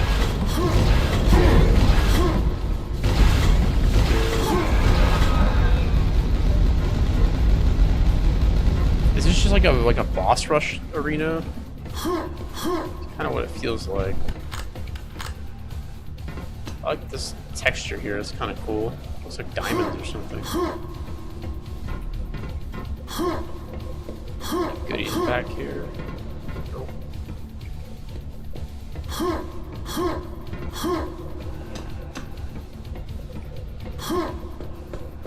I like these spinning gears. Look pretty neat. The iron. This gun's actually pretty fun to use. Reminds me of like the Tribes, like disc launcher.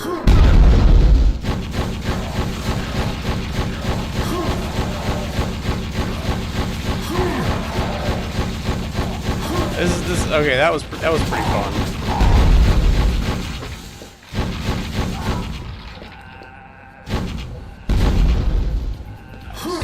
Grab that.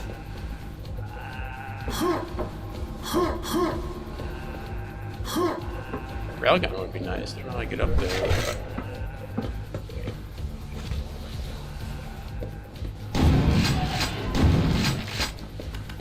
Never mind. You just do that. That was easy.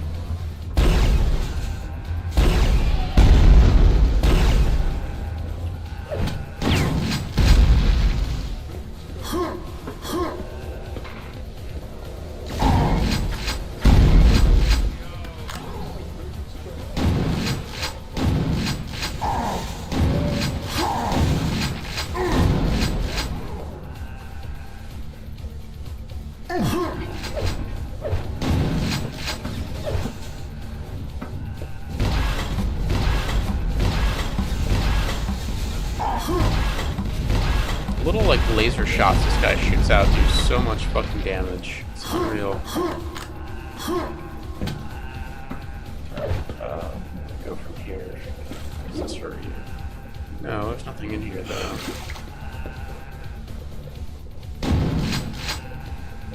Access. Am I supposed to jump in the purple goo down there?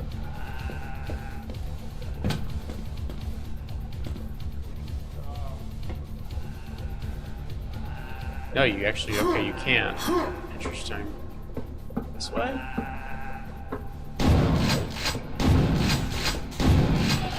Oh, I see a mega health. Let's grab that real fast.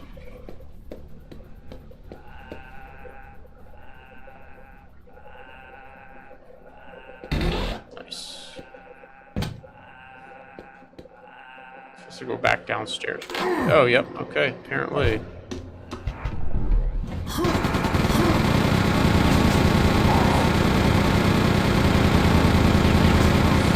It is a little silly.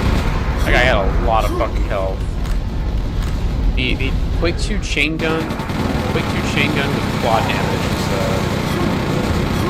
absurdly powerful. It might be like one of the most powerful like combos in just any game. It does so much damage. Oh, is that it? Okay. That was fun. I don't know. Nothing crazy. Just like a fun sort of like an enemy boss rush type map almost. Just kind of giving you a ton of fun toys and feeding you a bunch of quads to just go, you know, wild with. That was Malevolence Magenta Mayhem by MVE. Pretty fun map. I don't know. I like the room with the Iron Ripper and all the guys. That was cool. But yeah, that is all the regular maps here. I think the only one I didn't mention was Gila Logistics Computing. I think that was the map I played second that I didn't see the name of. That map was pretty decent if I recall correctly. I think that's the one with all the boxes. It's pretty fun. Anyways, let's go find the boss.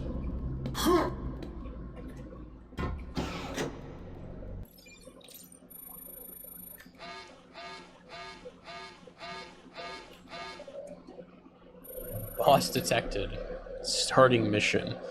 Yeah, I feel like these little like intro videos are cool, but I feel like they've gotten a little more lazy. They used to like display like a little bit of information about like the map you're gonna play and whatnot.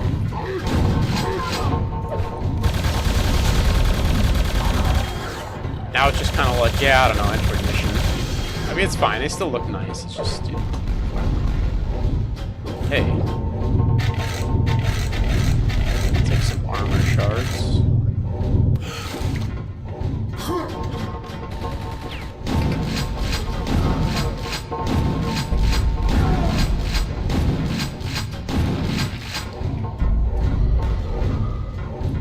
One more to go.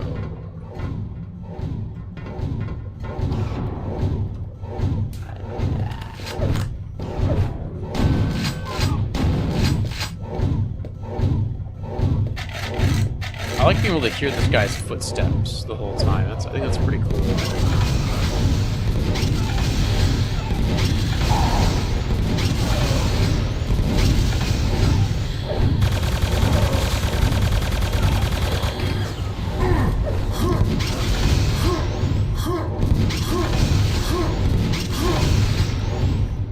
Let's see, can I find that other button?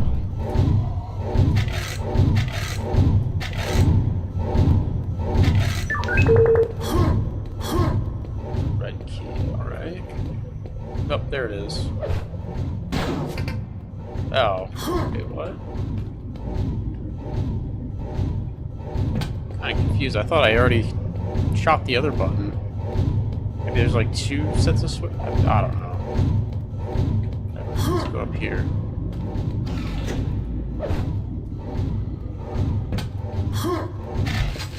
Computer update.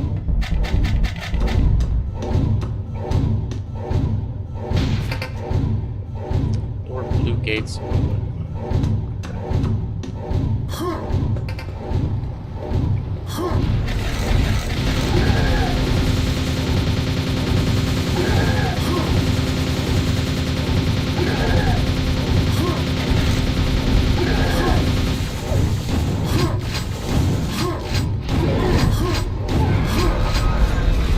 A little mini boss.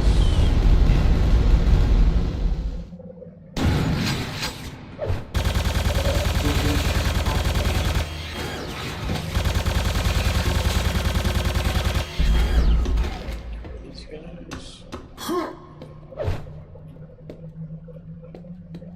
So lower blue gates.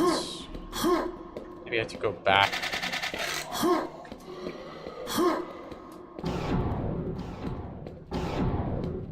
I want to see if there's like a secret or some cool item or something I can get.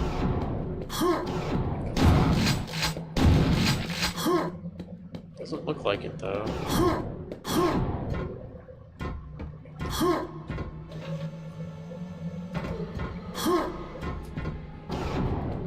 Whatever.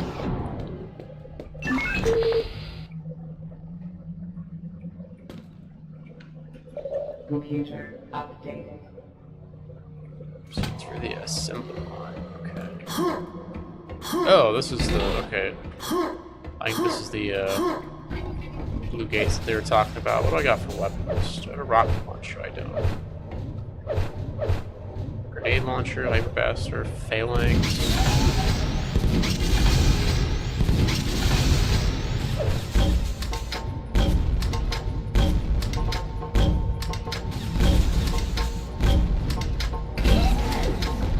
Oh, that was uneventful. Where's the other one?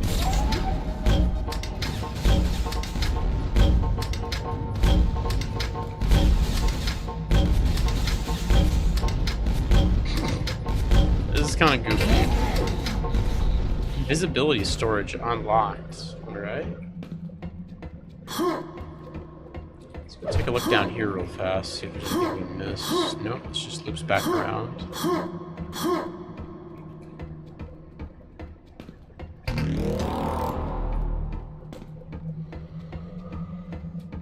That's a cool use of the invisibility. Just have all like those turrets though. They'll fuck you up. It's like some Mission Impossible shit. I actually like that.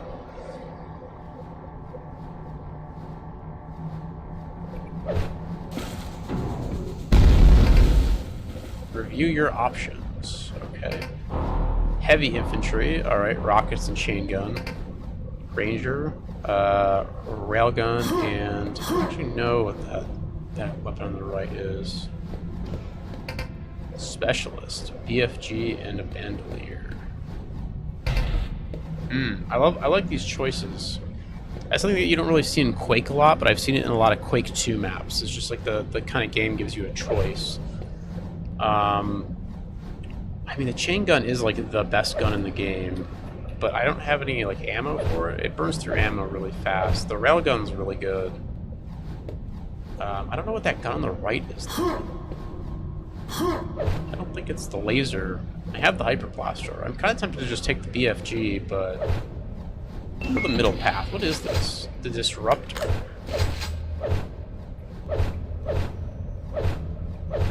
What does it even bound to? Interesting. He has 9 shots.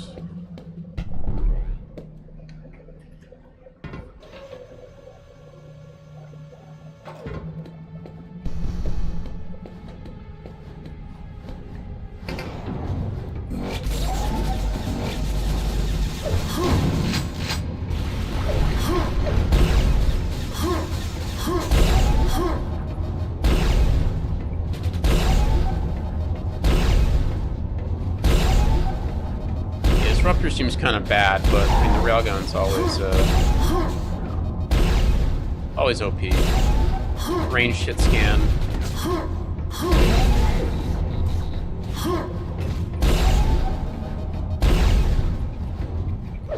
Probably should have taken the rocket launcher chain gun. I don't know.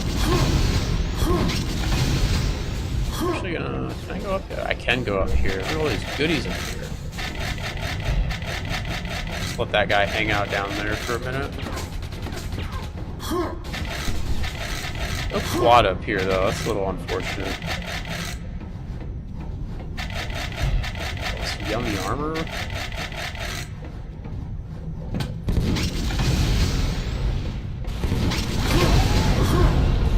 Oh, shit. I might actually need to use the upstairs now.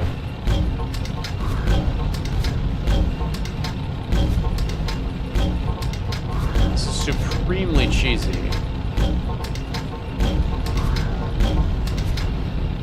Try using the disruptor again.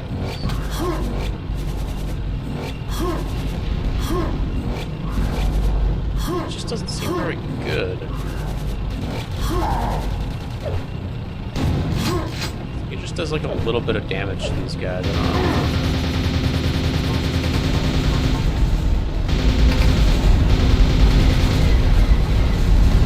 Well, if there's ever a time to use the rest of this ammo.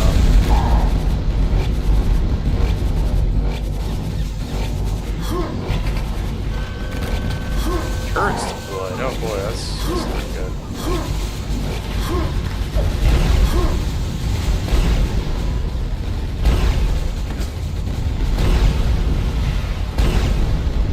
Hey, you know what? Actually, I'm glad I brought the railgun.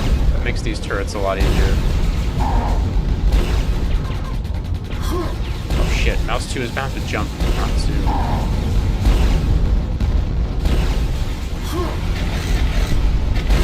There we go, turret's gone.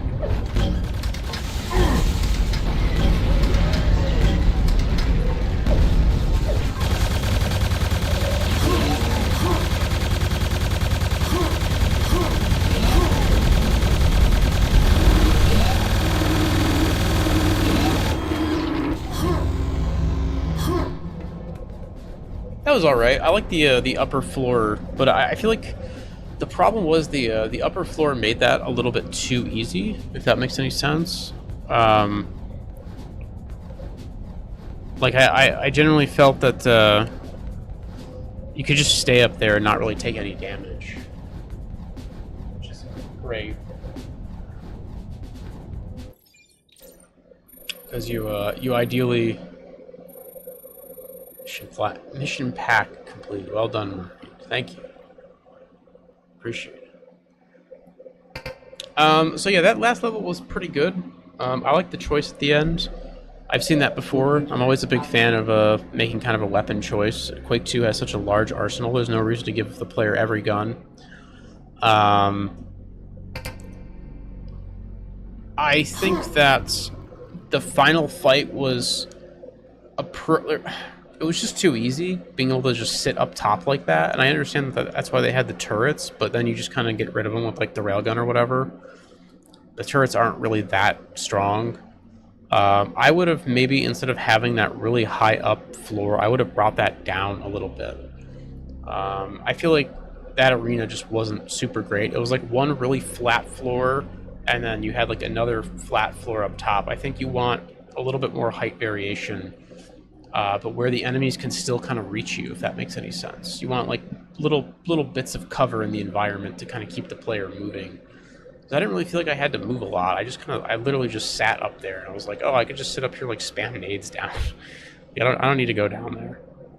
And then they can't hit me. They can't do anything after I get rid of the turrets. And the turrets do far less damage than all the guys down there do. So, I feel like that's kind of maybe been like a consistent problem with some of these maps. Is like the arenas aren't super well made, or like they're very flat feeling. Not all of the maps, but there's been a few instances of that in this jam.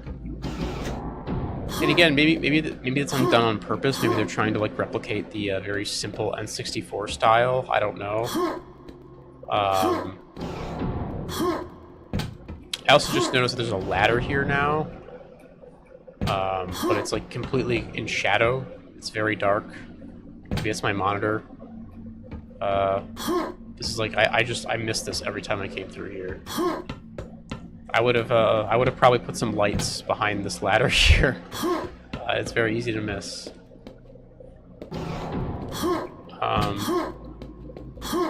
But yeah, I don't know.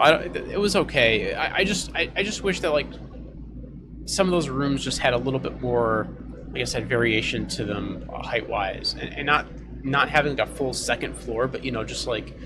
I think in general, when you make Quake maps, including multiplayer too, you want a good amount of height variation. Not too much, but enough height variation, enough cover to kind of keep things interesting. You want kind of that almost like Tom and Jerry type of combat, where you have all the enemies trying to shoot you, and you're kind of getting in and out of cover, and you're moving around. If you ever feel like you're in a position, I think, where you're like able to just stay stationary and just shoot, it gets really boring. That's kind of more like a Call of Duty thing, which Call of Duty has other elements to keep it from being boring, but a lot of Call of Duty's gunplay in the campaigns, not talking about multiplayer here, in the campaigns, those campaigns are very just like, get behind cover, pop out, shoot a few guys, get back behind cover, reload, etc. And you really don't want that kind of gameplay in Quake. You want to keep the player like always moving and grooving. And yeah, I feel like that last boss encounter just didn't do that for me. I was just kind of stationary.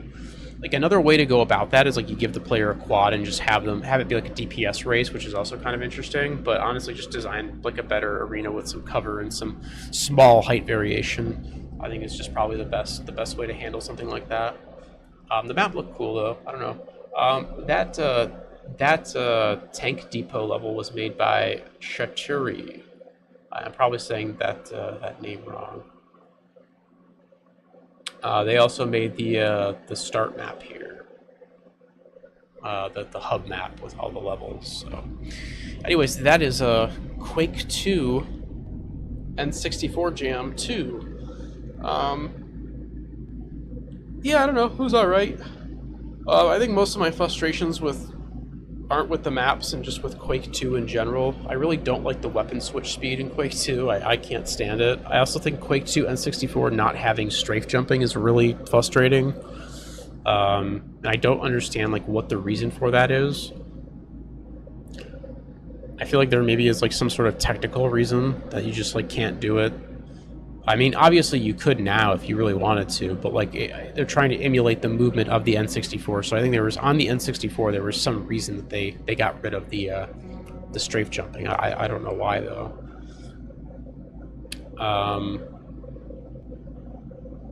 Anything else? Not really. I don't know. This is pretty good. I think it's worth a play. There's some cool maps in here. None of them were like overly long. Didn't overstay their welcome. I know that sometimes is an issue with Quake maps where it's just like it feels like a slog to get through. But yeah, I don't know. This was fun. I really like like I said earlier, I like the color palette of Quake 2 on 64. I think it's just very vibrant if done right. You can get some really cool looking areas that are very that kind of pop more than vanilla like PC Quake does. Since PC Quake tends to be more like red brown colors.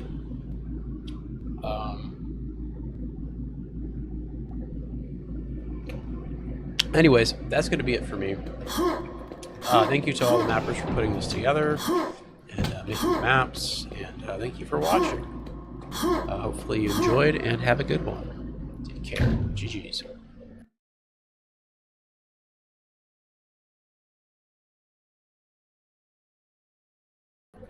Okay. That was fun. So this has to remux.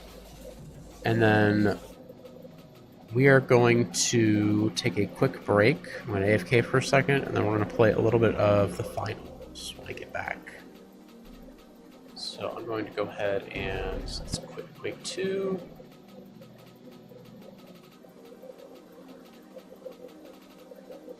And I'm going to AFK for just a minute, and then when I get back, we'll launch some finals, and we'll play that for like an hour or two, and we'll call it. So I'll be right back.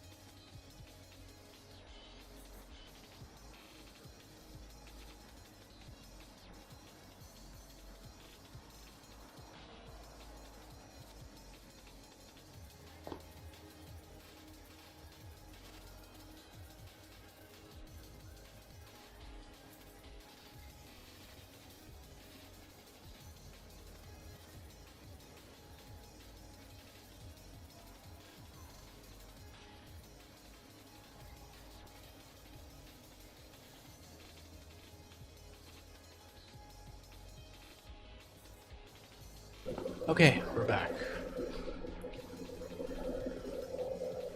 Let's play some finals.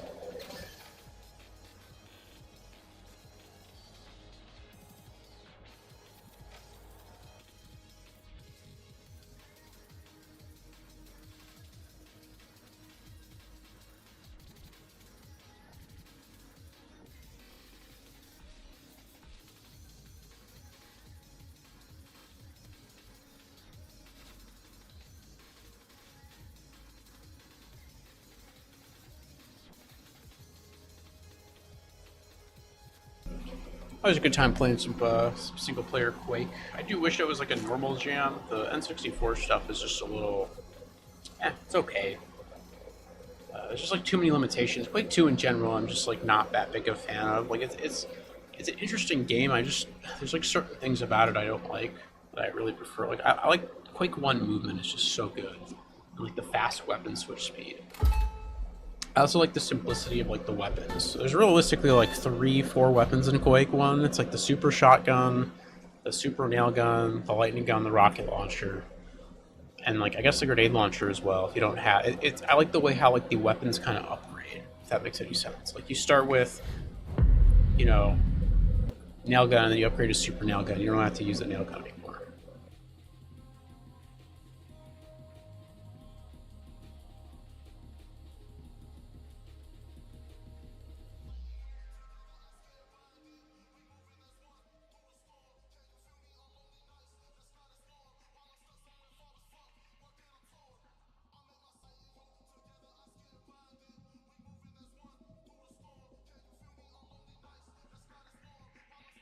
Whereas like Quake 2 just has so many fucking weapons. And like the thing is like it would be fine if you could fast switch between them. But you can't. The weapon switch speed takes like 10 years. So it's like you're in a situation where it's like, man, I really need to switch to the railgun really fast, and then you can't do it. And it sucks because like weapon comboing in that game would be a lot of fun with all those weapons. Like you swap to the railgun, you shoot a rail out, then you swap over to the super shotty, blast somebody with that.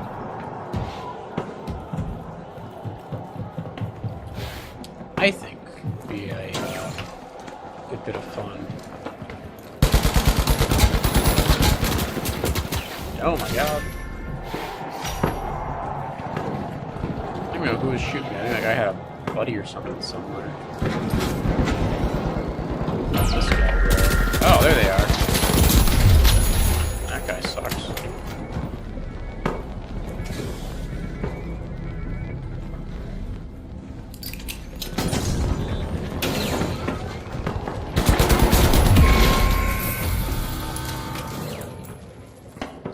And my teammates suck too. Holy shit, they did no damage. They just immediately die. How do you immediately die in this game and do no damage? How does that happen? I just want to like, I almost want to die and just like spec one of these guys sometime at the start of the game and just like see how that happens.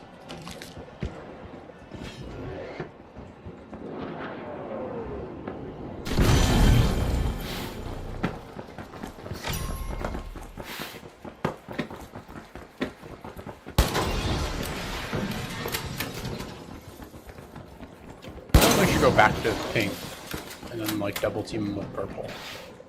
I think this is gonna be like a big GG from us. I think we should third party. Oh yeah, see they're having fun over here. They're shooting their guns. They're third party.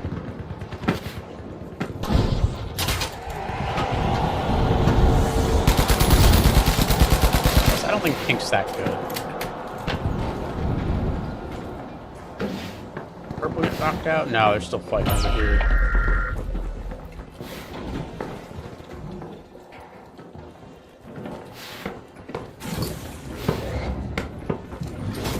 Oh, this guy is still up here. Where you come from, bud?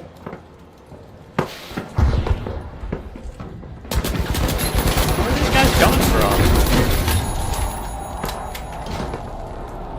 Fuck.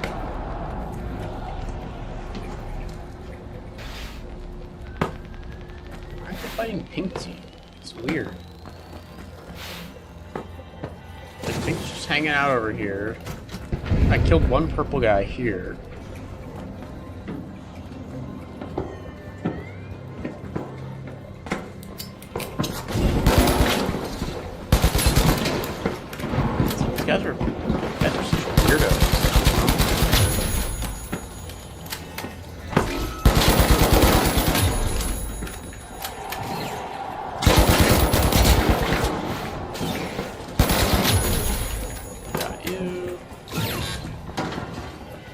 last guy? Where you at? You're resing somewhere. You're doing something somewhere.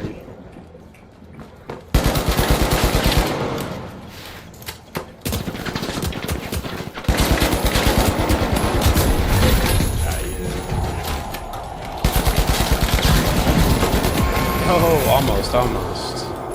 One health.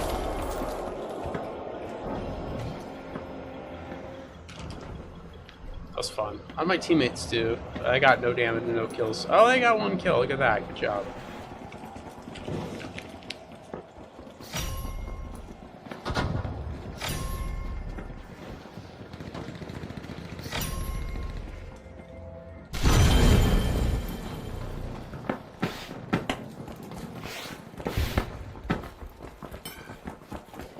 People just like they don't understand what the fuck to do in this game. Like you can't fight orange. Orange is just gonna fuck kill these guys. We need to go third party pink. Third party pink purple. Not very good. Orange like a 3-stack murder your fucking face. They're gonna kill all of you.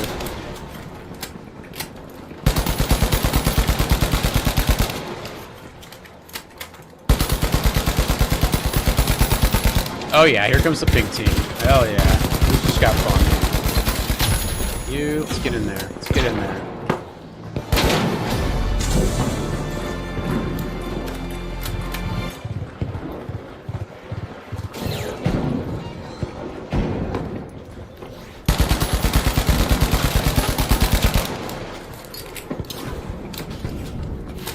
And orange can just sit AFK and they can take their free dub if they would like to. That guy just died to fire.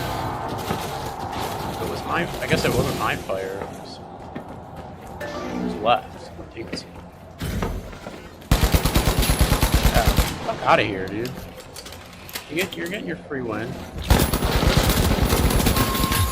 Fuck off. Fuck you, stupid cunt. It's like I'm on the orange team, but I'm bored now. Why? You should fucking. You should be playing in a lobby at your own skill level, you dumb cunt.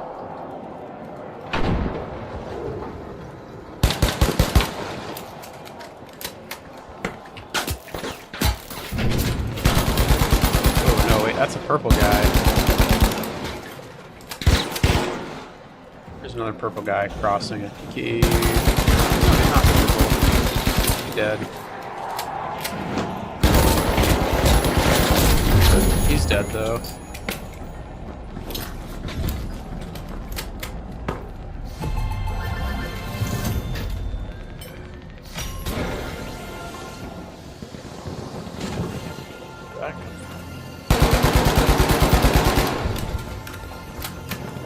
Oh, is orange gonna come over here? Are they bored? Are they bored? Bro, you're getting a free... You don't have to do anything. What are you talking about? I'm seeing like flashes of light. I feel like I'm going fucking crazy.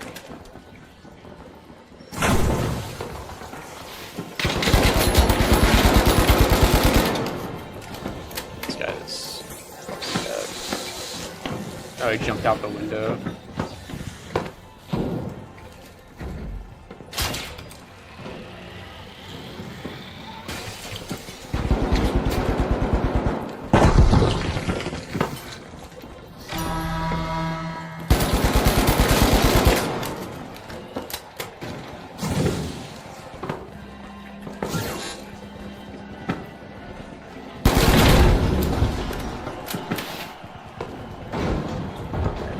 Fucking purple team out.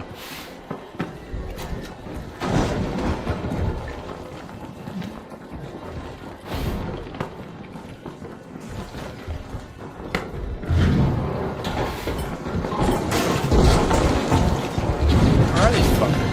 Oh, there's one of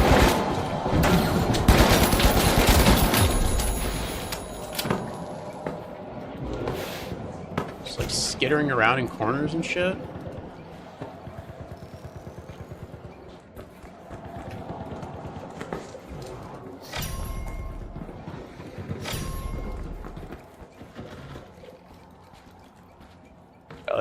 Oh, his team left him. They just fucked off, huh?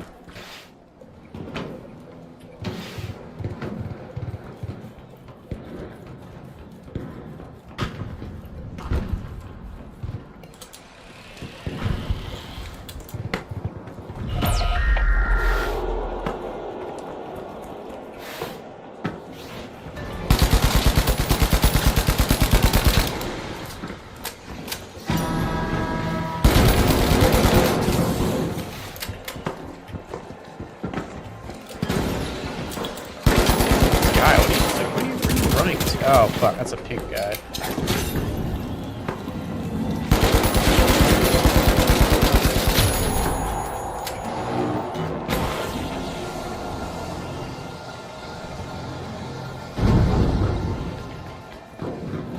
Dude with like, he wasn't even in my line of sight. He like crossed. He was like so scared because he was getting shot that he like crossed back into my line of sight. No, don't even think about it. Okay, I see.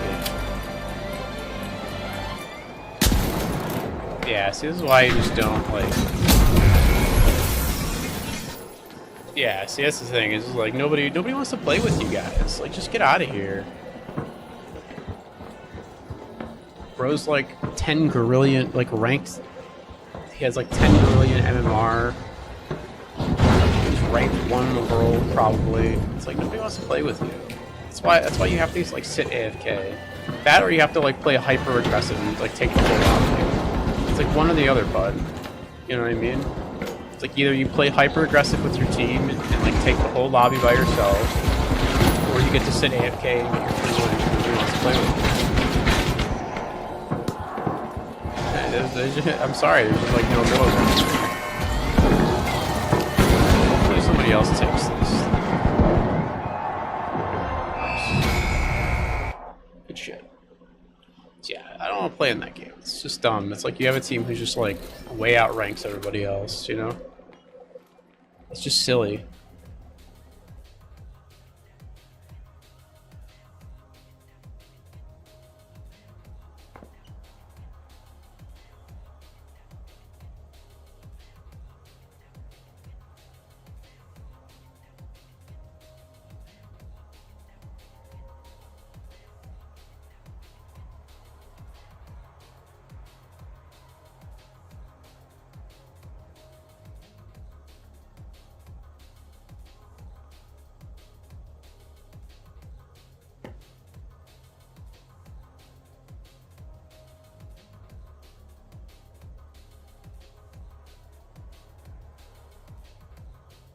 It's usually like my favorite thing to do is like you just ignore like the team that's like really good. And it's like they're gonna win, but they're gonna get really bored and antsy because they're just like, man, this sucks, we're not doing anything. So then they just like they have to like come over. It's like, you know, because it's one of those teams that like they're good enough to where like you're not gonna win, right? You're not gonna beat them. In the head to head, especially when my teammates can only do like 2,000 damage and have like 1 kill to their name. So it's like your only choice then is to just completely ignore them and just their punishment is that they just don't get to play the game. And if they don't like it, I don't know, they can complain about this like pseudo battle royale shit that this game has going for it. Because yeah, it's I mean even like obviously I'm doing it because I feel like it's funny to punish them because it's just like they shouldn't be in this lobby or I really shouldn't be in their lobby. Whatever way you want to look at it. They should be in a much higher elo, or I should be in a much lower one. But yeah, it's like I don't want to play that. It's like dumb. I'm not gonna run my head into your. I'm not gonna run head first into a fucking brick wall over and over. It's like stupid.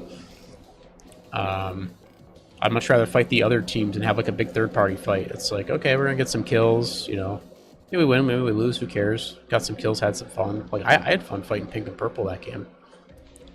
As soon as orange showed up, it's just like this dude's like 360 no scoping everybody. It's like okay, buddy. It's just like you know what I mean. It's just dumb. It's lame.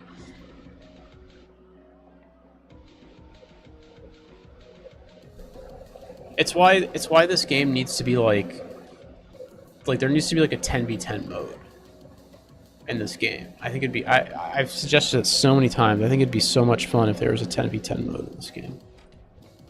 I think it would be a real riot for there to be a 10v10 mode.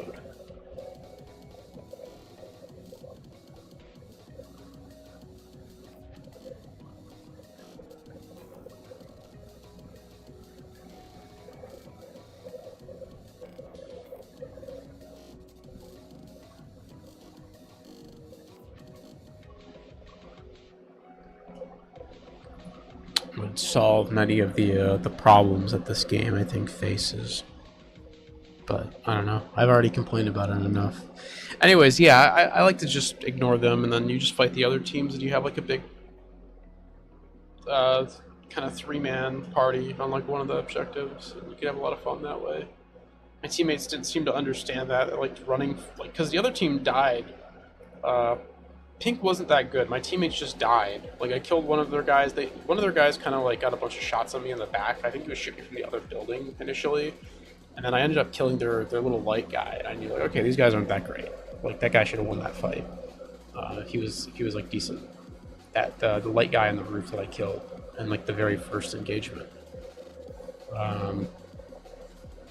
And then my teammates, if they didn't fall over in like 2 fucking seconds, we would have been fine.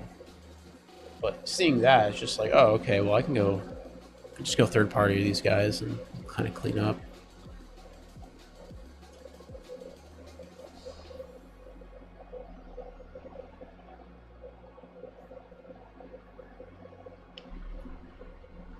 Instead of fighting orange, because we respawn by orange, and the game wanted us to go like, go fight orange, because this is where you're spawning. I feel like a lot of the times, if you just like ignore, like, people just kind of like beeline for objectives, and they don't like actually take 2 seconds to like think about what they actually should do. And it's like, well, your options are you go fight orange and you fucking lose because they beat the other team pretty easily, or you go fight pink again in like a in like a big 3-team brawl, and it's like probably pretty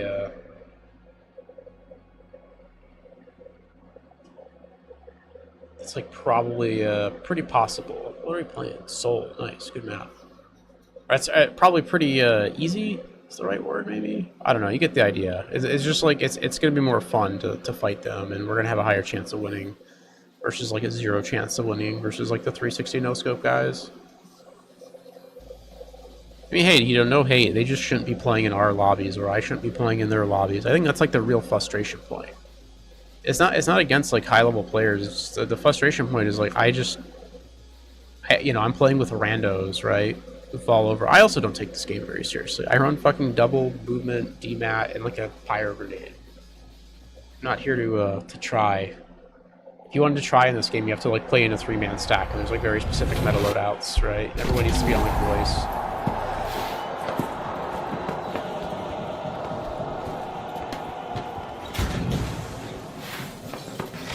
I'm more so here.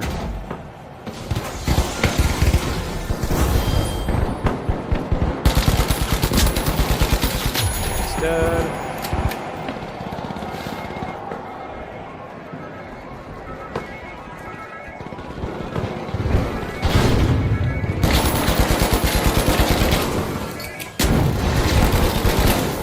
That guy kind of stole my kill. There we go. I should have grabbed the thing. We should have went over to B. That would have been fun.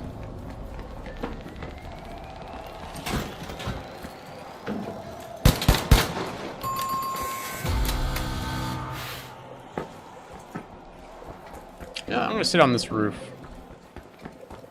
We'll have more fun this way.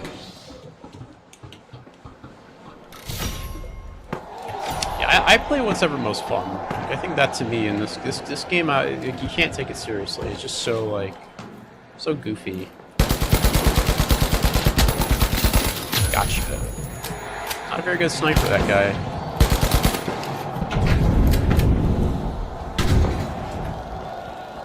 There's a guy up on the roof here with me. He was.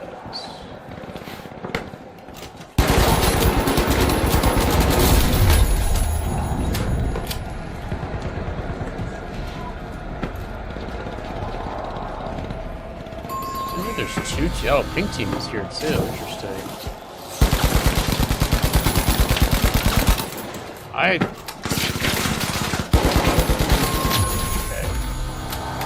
Nice.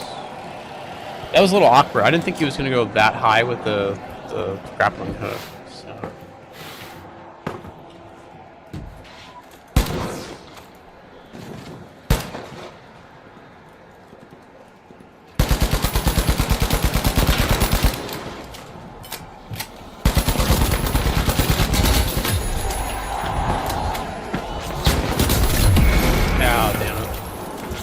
Almost killed that guy. Need a little more health. Let's go see what my teammates are doing. Yeah. AFK 1 and AFK 2. This guy has 46 damage. Awesome. Oh, why would you... What is he doing? You make like the zip line and then you put like the wall down. Sniped. These guys are gonna, I think these guys are actually gonna lose this.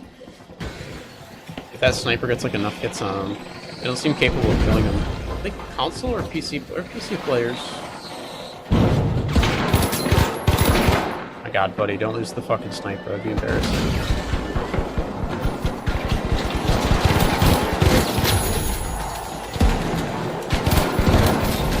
Okay. Alright. They got it. Good job. Just barely though.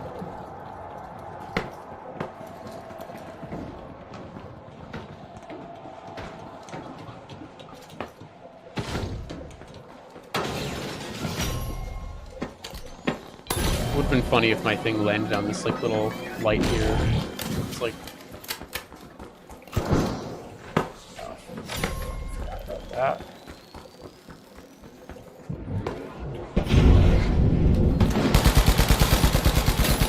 Oh shit. Perfect.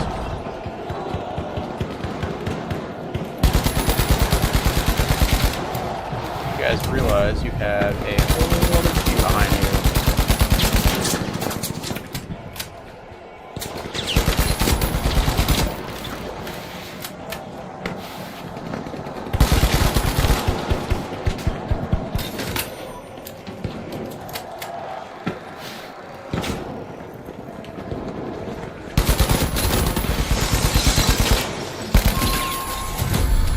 Right.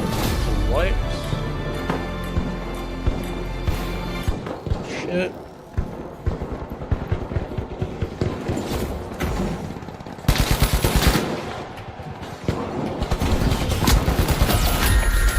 Where's that fucking sniper? Where'd this go?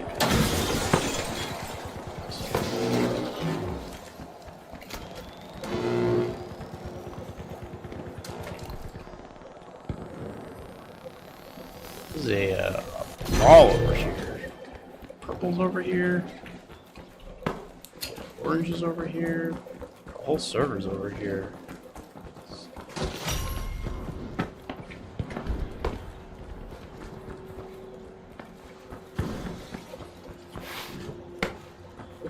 Where are you going, Swift Weapon? What are you doing? Oh shit, oh fuck.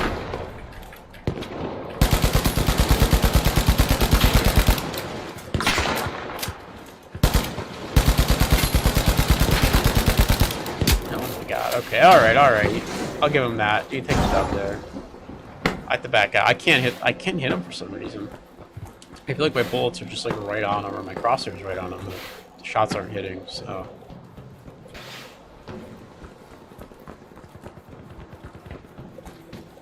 I got like a bunch of damage on him. I just couldn't like, he would like pop out of cover and just like none of the bullets would connect for whatever reason.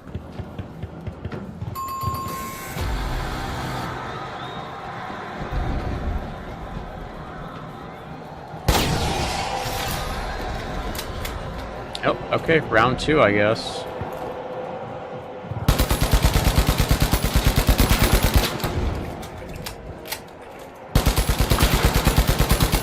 Ho, you got lucky. Nope, not lucky enough though.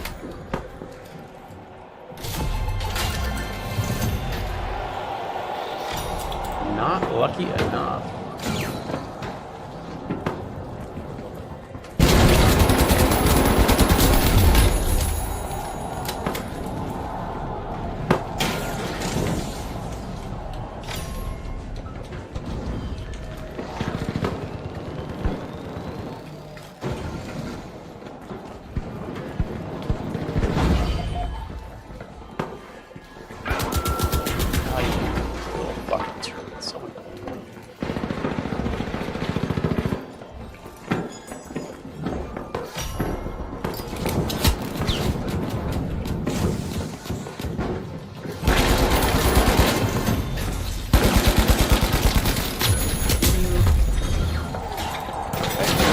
Alright. Jesus fucking Christ. Everyone's over. Oh my god, you're over here. The whole server's over here.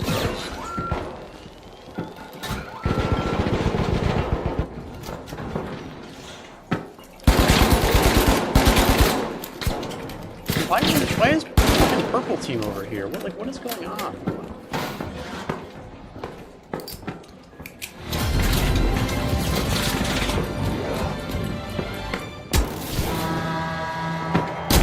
Don't know what's happening right now. I don't understand. Like, there's 3 teams here just fighting. I don't... Like, for what reason? I don't know why.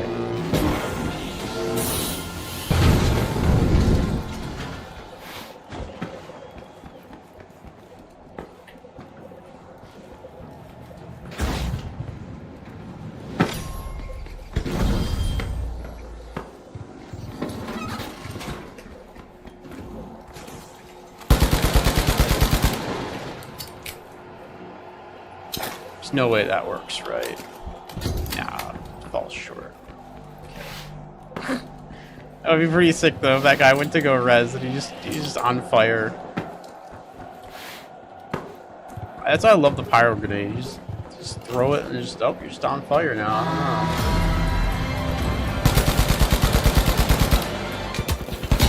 don't know. Oh my god, what are you doing over here? Jesus Christ.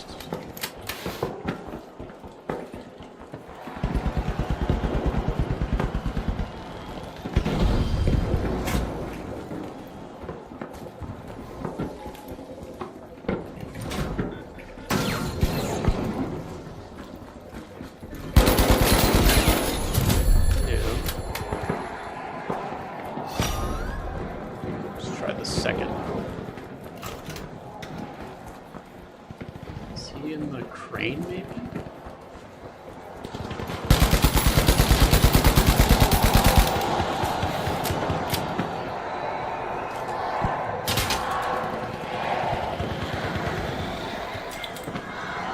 I don't know where the sniper's at.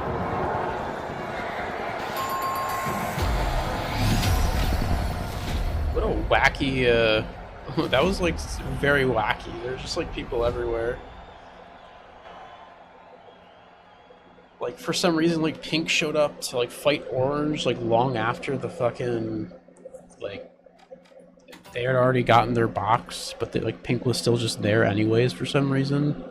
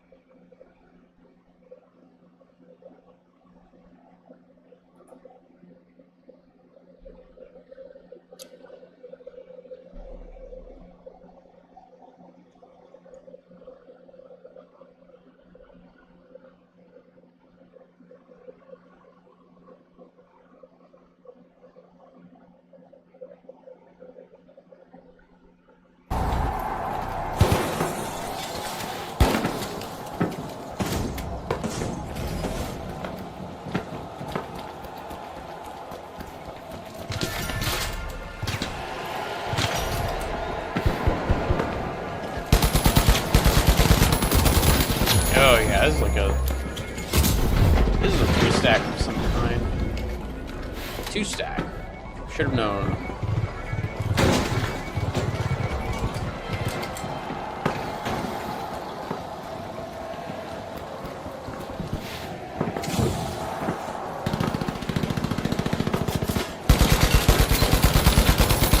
I don't know what that guy was doing.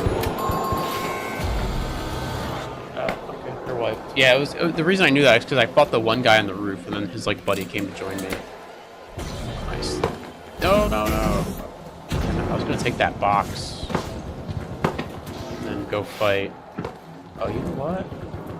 I have an idea. I don't know if I can pull this off, but I have an idea.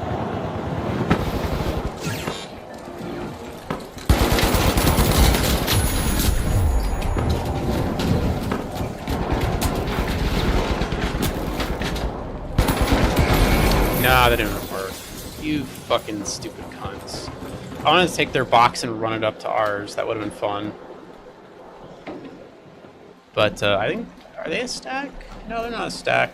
They were just on me really fast. I think they had already killed Pink, so. I mean, they could be a stack. I don't see like a. I just don't see like like two people from the same clan on their team. He needs to like use his gun. What are you doing? This guy not dead. He's, like spinning around in circles. I don't know what this guy's up to.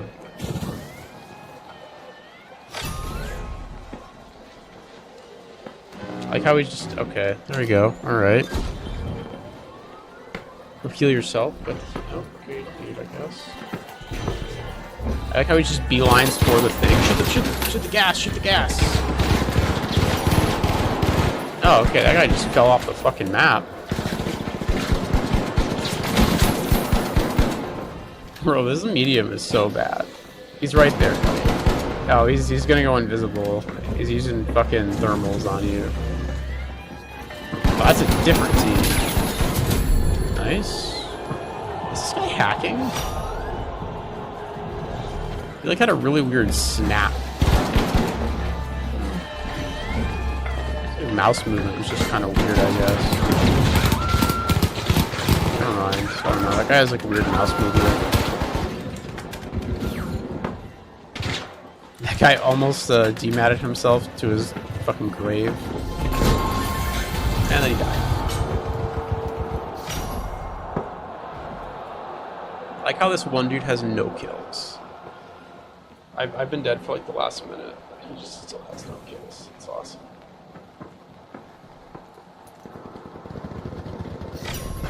No kills and like less than 1,000 damage. He's like a FAMAS medium user with DMAT. How are you not just like killing everybody?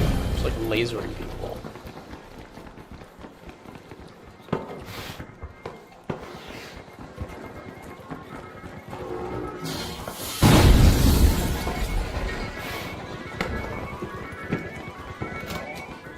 This smoke shit, I'm not dealing with that.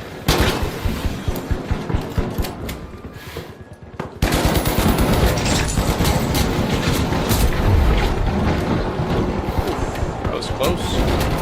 That guy was desperate. Oh my god. That was unfortunate. Ran into two people. It's a medium and the heavy there. Not a lot you can do. Nah, that heavy's not gonna fuck off, bud. Oh, maybe he will.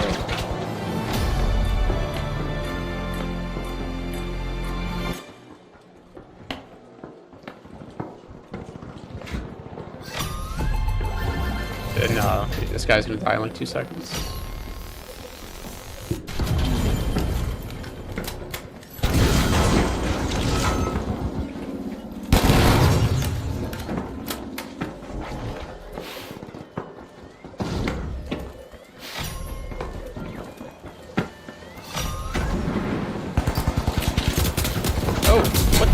Where did this? Oh my god, where did this guy come from? What the hell? Why was he there?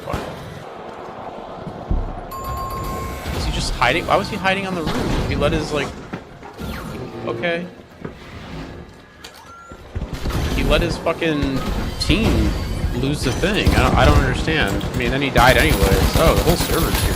Hell yes. Nice. Yeah, you fucking... Oh, that dude better push. Better push. His movement's not up. Oh, he's dead.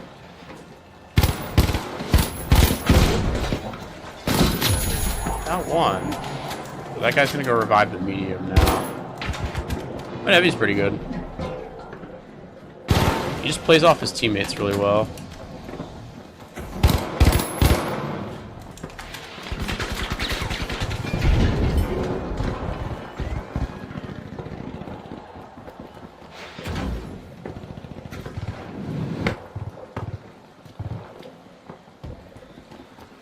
There's a guy on his left going up the crane. You can hear him on the zip line. There he is.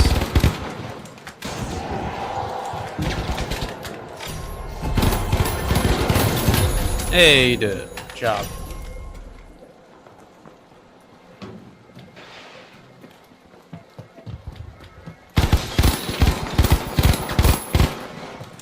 Almost.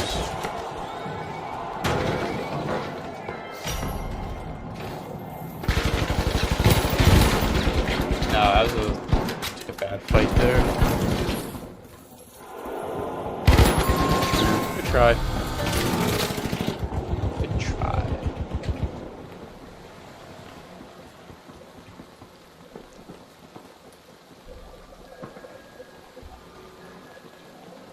There's a pink guy in this building. I wonder where the rest of pink is.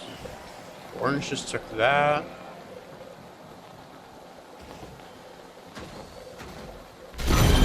Yeah, I always hate this middle objective. It's very annoying. People just do weird shit with it. It plays like King of the Hill. I'm really not a fan.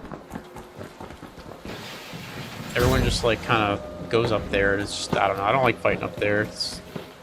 It's like very open in like a negative way, if that makes any sense. Like, it's just like easy to get shot from just like 17 different angles. It's like no cover. What's the rest of the server at is my question.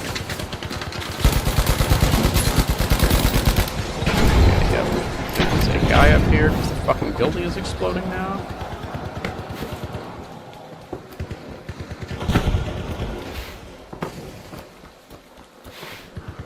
I don't know what the other teams this game have been like. They're very squirrely. I don't know what the fuck they're up to.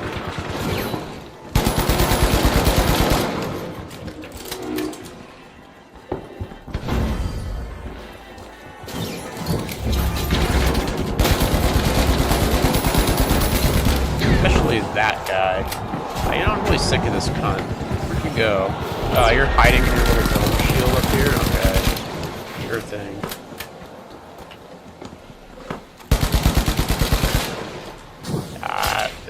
I didn't mean to do that. Is he just gonna hide up here? Where the fuck did he go? Oh, he's leaving. Interesting. That guy is pretty decent. I feel like he's wrong like rank. All this fucking dust, all this concrete dust everywhere. Where are these guys?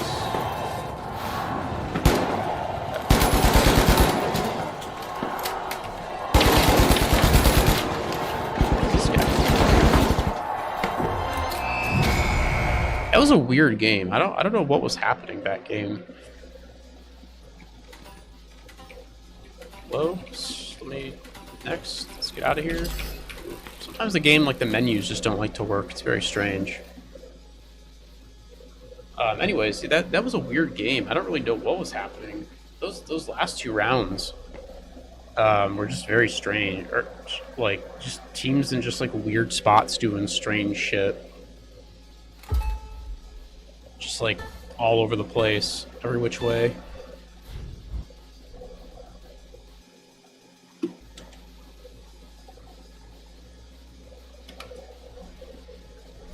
AFK a second.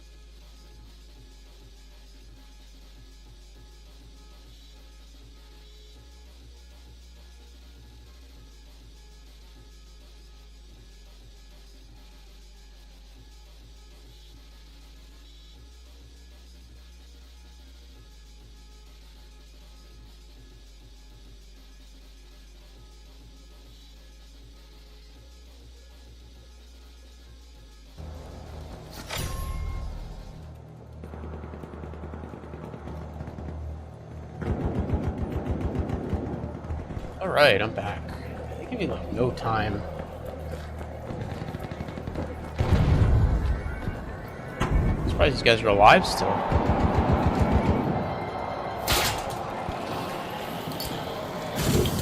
These fuckers go. Oh, they're like right here. Oh, okay.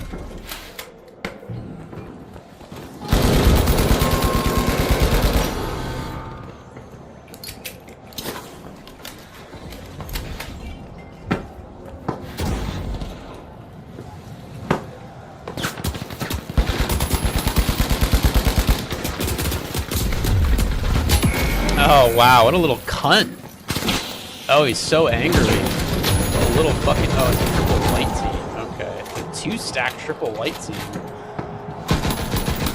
Okay, so yeah, there was a call out. He's over there! He's over there! I'm shooting him! He's over there, buddy! Definitely a call out on that. Where are these two teammates?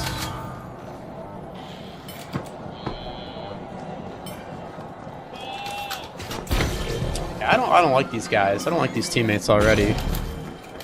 I just, I don't know, bad vibes. I don't like people who taunt in games. It's disrespectful. Every now and again, a teabag of someone's being especially annoying. It's, yeah. Let's go see what's going on in orange. Let's go try and get some kills here, because I kind of died pretty early that fight.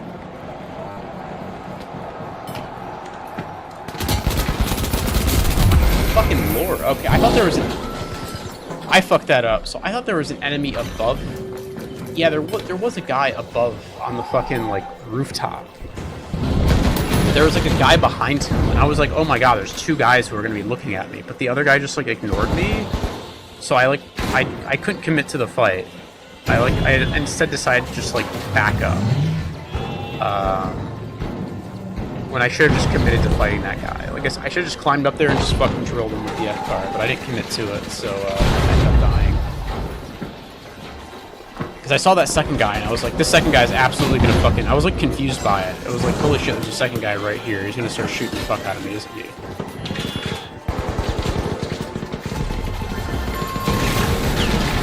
Also, this is, like, a very high-level lobby. All these players have, like, 30,000 plus kills. It's like that first guy who killed me had, like, 24,000. There was like a different dude who had like, I think that second guy like had 37,000. It was like a sweat lobby. We need to get out of this game like ASAP. We do not need to be in this match.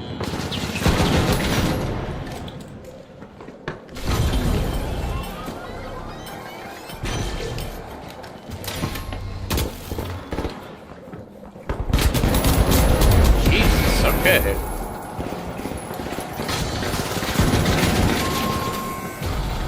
Jesus fucking Christ. These guys? No, they're not. No, they're not a stack. The only stack is a purple team, the triple light stack. We need like a third party going or something. This is not a good game for me so far.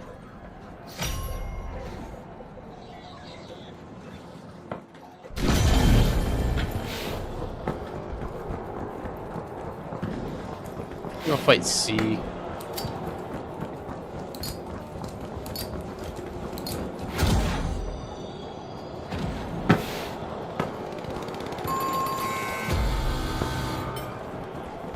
That's unfortunate. I was hoping that there'd be a third party here. I guess not.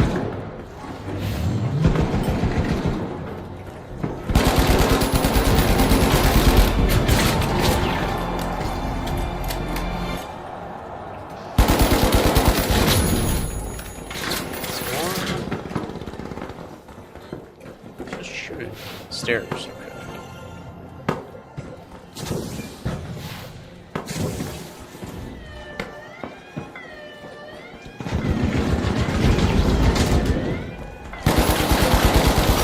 Fucking loser. No.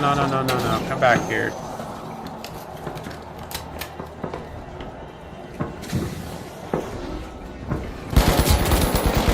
This guy is such a ginormous loser. Holy.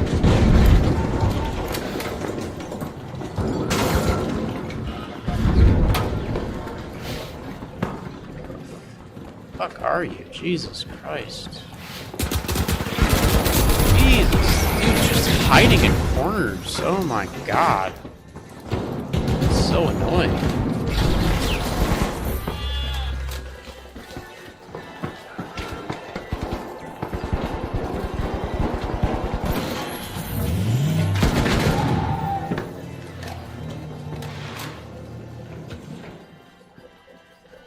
Yeah, this is really, really annoying. These cunts are kind of just, I don't know, everyone's playing kind of like coward, I guess. They're all just like hiding. Really dumb.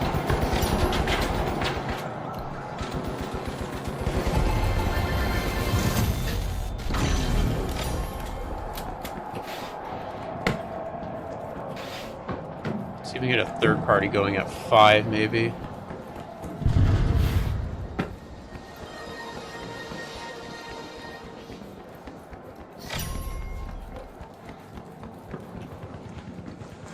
I should have went to 6. That's the third. I didn't realize. I thought 5 was like pretty far away.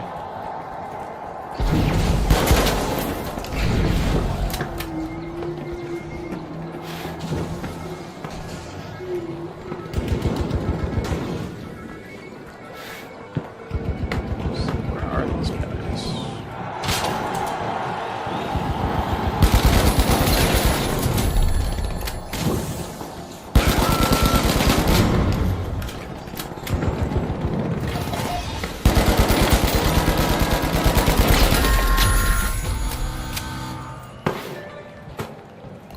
I'm gonna revive this guy. I'm gonna take this box to A.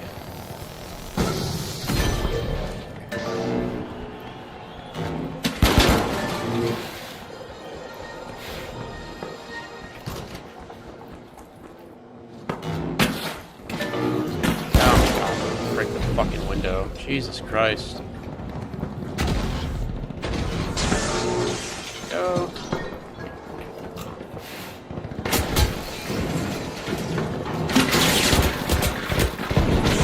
Nope. Put it in. There we go.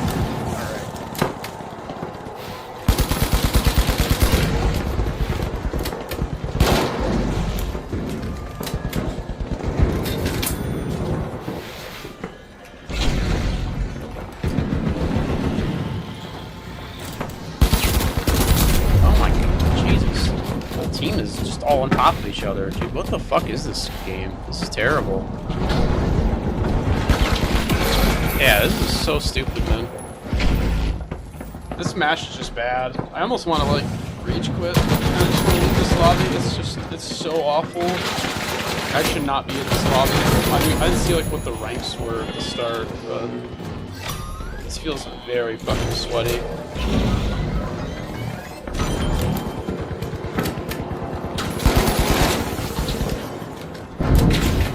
Bunch of alts or something in here.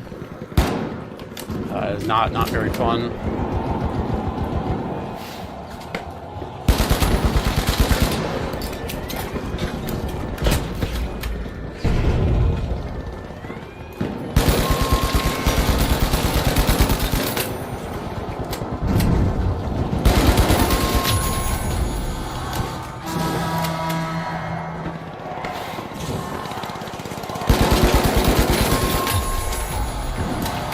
I picked up a couple kills at the end there, but overall, this is a really, really not fun lobby.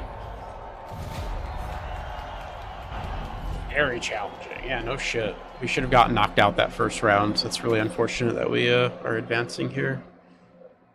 We're definitely going to get knocked out the second round here, though, so just get out of this lobby. The only problem is, like, if you don't get knocked out the first round, these very challenging lobbies just give you, like, free elo. It's really fucking stupid. It's like, as long as you're not coming in 7th or 8th, you basically just get free points. And it's just like, I don't want those points. I want to D-rank. I want to go back to silver. Like, send me back to the silver game. Silver lobbies.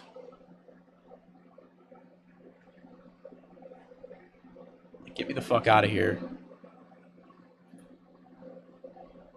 Send me to the fun zone.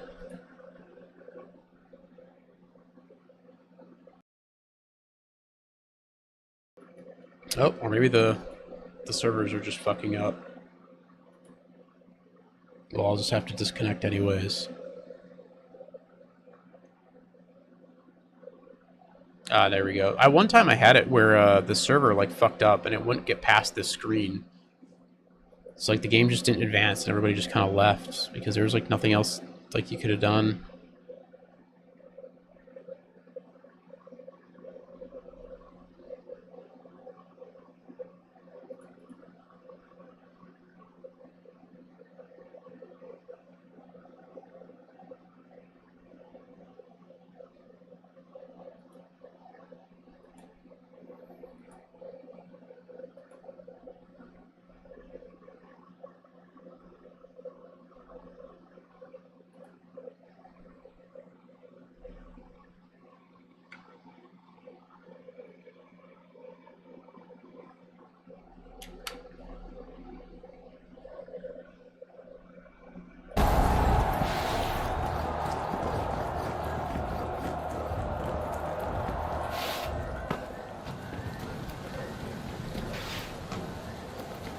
These guys went over there, unfortunately.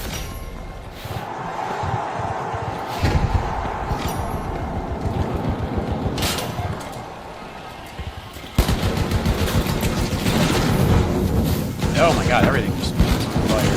Fucking hell.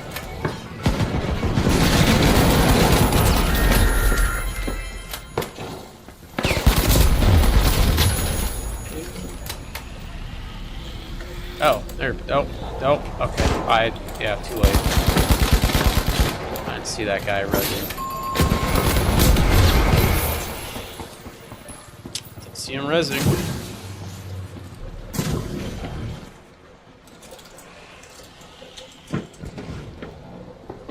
Should just went to the other one. Gotten the third party going.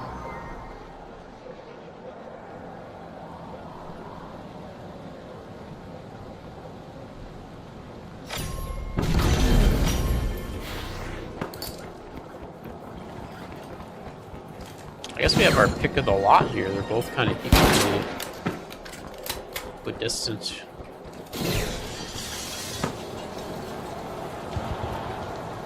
I wonder where the other team is going. Let's go to A. I like this area more.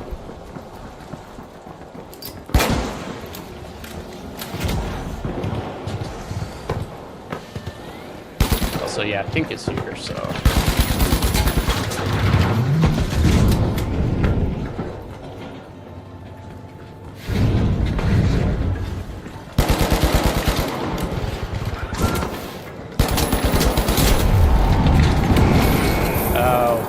Oh, fire, fire, yes.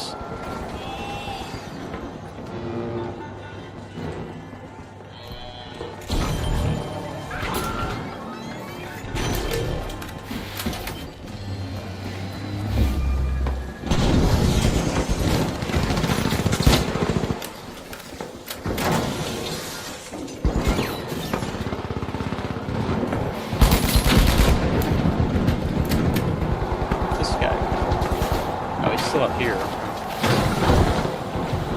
Building's coming down.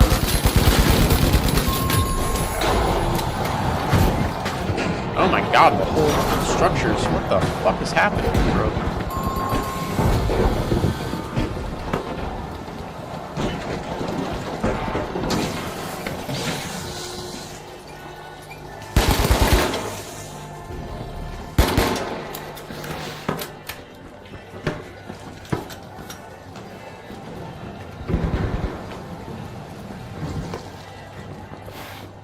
Yeah, I don't like the destruction changes. I think they're really negative. Also, we, again, should not be winning this. It's very unfortunate.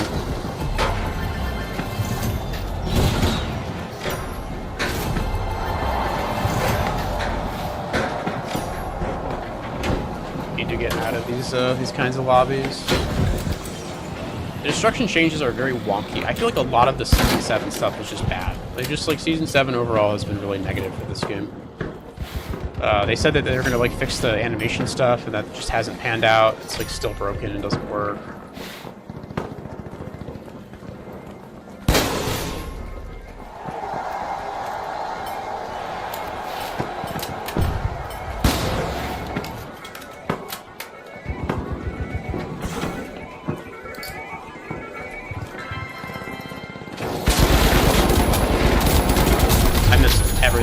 guy and still somehow kill him. Yeah.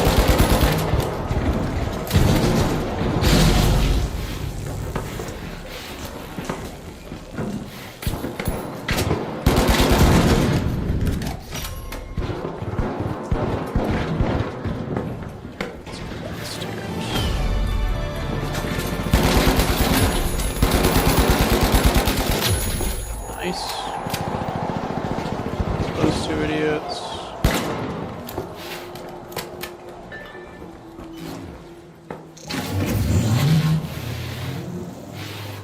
One dead? Oh no, there he is.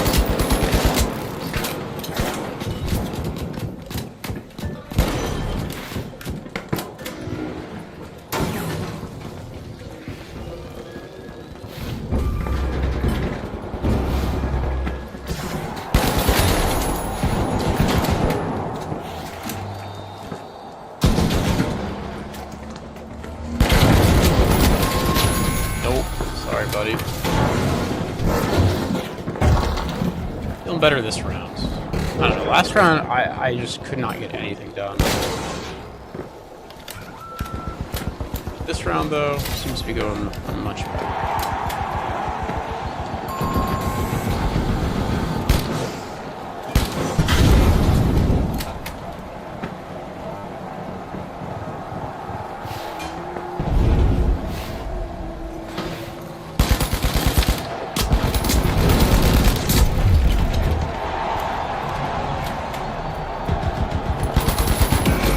Oh, you lucky little shit.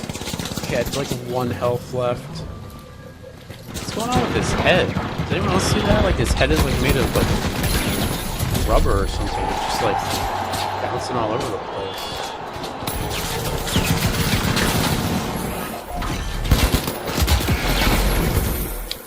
Damn. I didn't realize that guy had like a health left.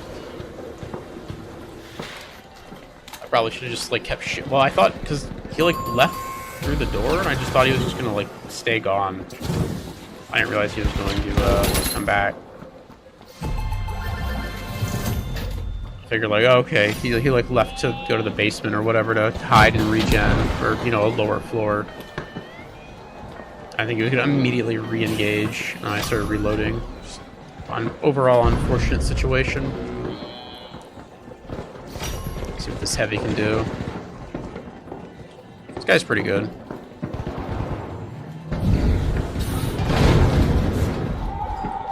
That didn't work out. Good effort, though.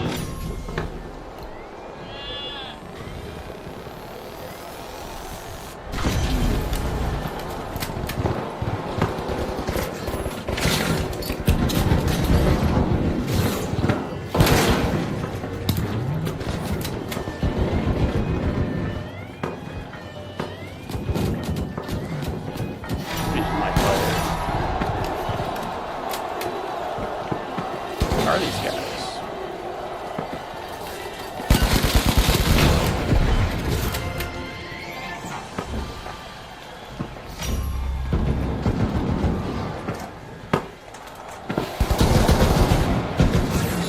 Like down here?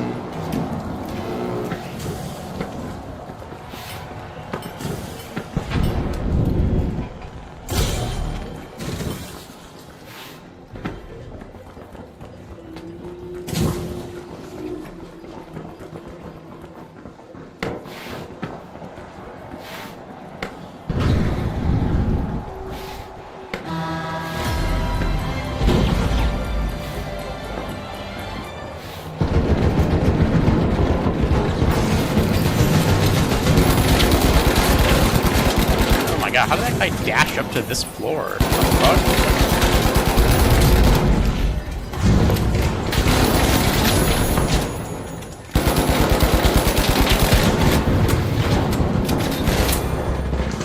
The other meteor. A purple meteor.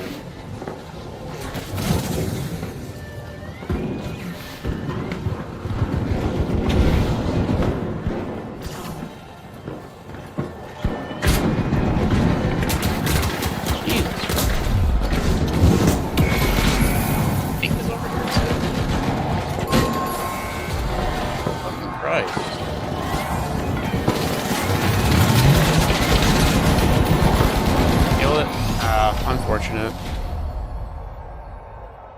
I was really confused. I was looking for that medium because he like rezzed the heavy and then he just like disappeared. And I don't know where the fuck he went. And I was like, okay, this guy's on the bottom floor. He's just like waiting for me somewhere. So I was just like looking around for him. He never like helped his buddy. Cause like I killed his buddy immediately after he spawned. And I figured like he would kind of come back and try to like reaggress, but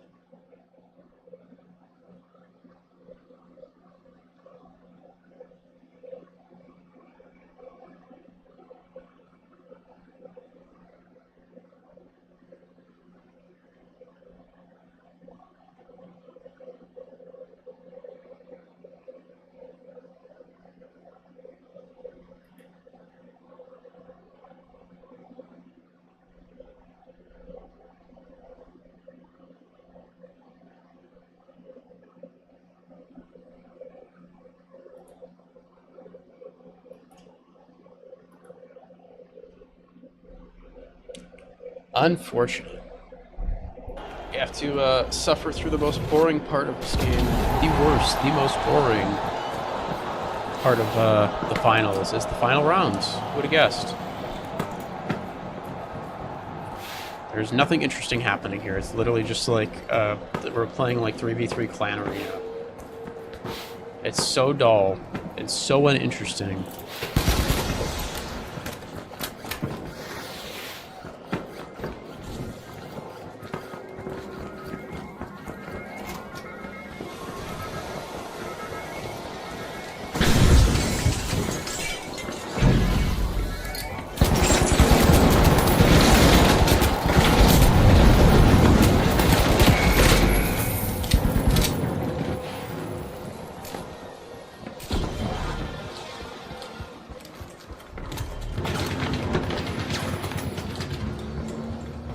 I think these guys are like maybe a stack too. They were all kind of like hiding behind that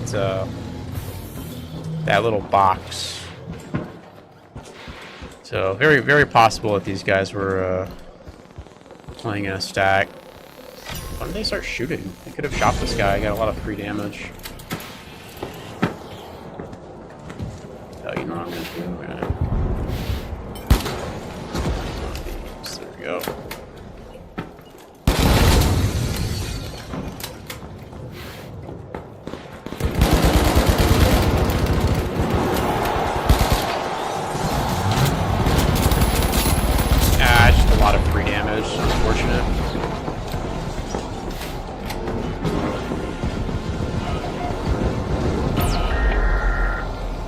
Yeah, I'm dead. Yeah, this team is pretty decent. We are absolutely not going to win this. They have like strategies. You can tell like the way they're set up. They're just immediately on you. So now we just get to like do nothing but run in headfirst into this team that we can't beat for 8 minutes. Because there's no variance in the final round. Like there's no like you know what I mean? Like there's no like kind of comeback mechanics. There's nothing like you can't like make anything interesting happening. You think about like TF2, like competitive TF2, it's like you can make like a back cap happen, right? It's like you go for like a sick back cap, even on a team that's like maybe a little bit better than you. And you can maybe make something out of that. But that's just not going to happen in the finals. You just have to like win the DM fight. There's nothing else to be said. Oh my god. Where did that gas come from? Did our guys throw that? Was that theirs? Where'd these guys go? There's one of them.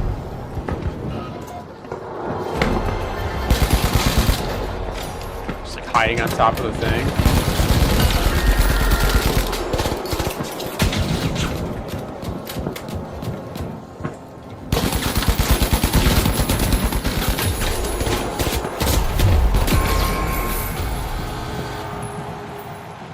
Like there's just nothing to be done in this round. There's no like nuance to it. You know what I mean?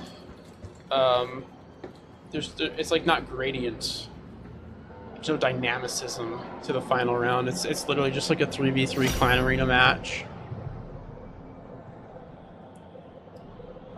There's no like amount of I guess like if you had better focus fire, you could win that way, but like that's just not going to happen with randoms. That's just not something that happens when you're playing with random players, is focus fire. So yeah, you're kind of like shit out a lot.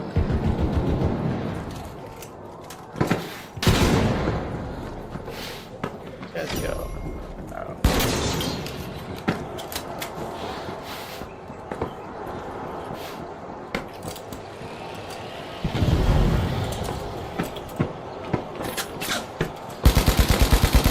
Definitely like it's just a snooze fest. It's just like nothing's happening. It's so fucking boring. There's like no really dynamic plays or anything interesting that you can do. It's just like, I don't know, can I beat this guy in this 1v1 aim fight? Nope. Okay.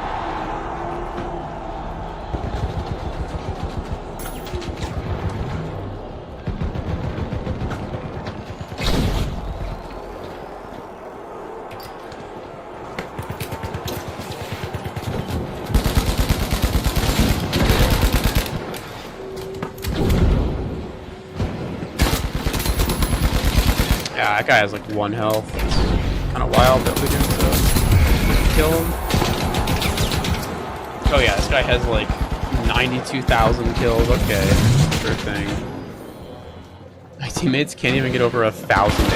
Oh, that's crazy. Alright, well, I give up. We should have never made it this far to begin with. Waste of time. That's what I'm saying, the final round is just, it's never like fun or interesting. It is always bad. It is the worst part of this game mode, easily. Very poorly designed. It's designed for like 3 stacks. 3 stacks who want to have like 3v3 like Kovac fights. And that's it. So, those guys can just go AFK, because I'm just going to run around and do whatever.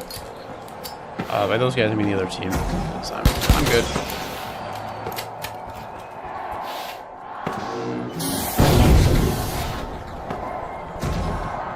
Teammates still have not broken 1,000. At least I got a kill.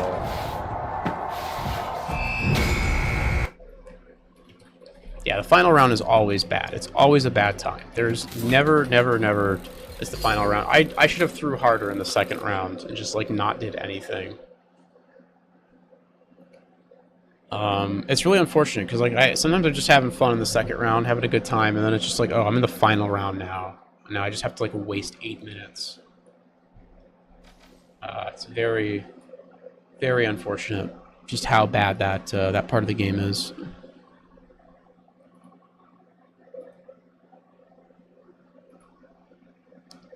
A lot of this game just isn't thought out super well. Something I read recently is like, I've seen some more people commenting on how few people are actually working on the finals. And I kind of agree. I feel like the finals doesn't have a big team anymore. Feels like most of their dev team is like working on that Arc Raiders game now.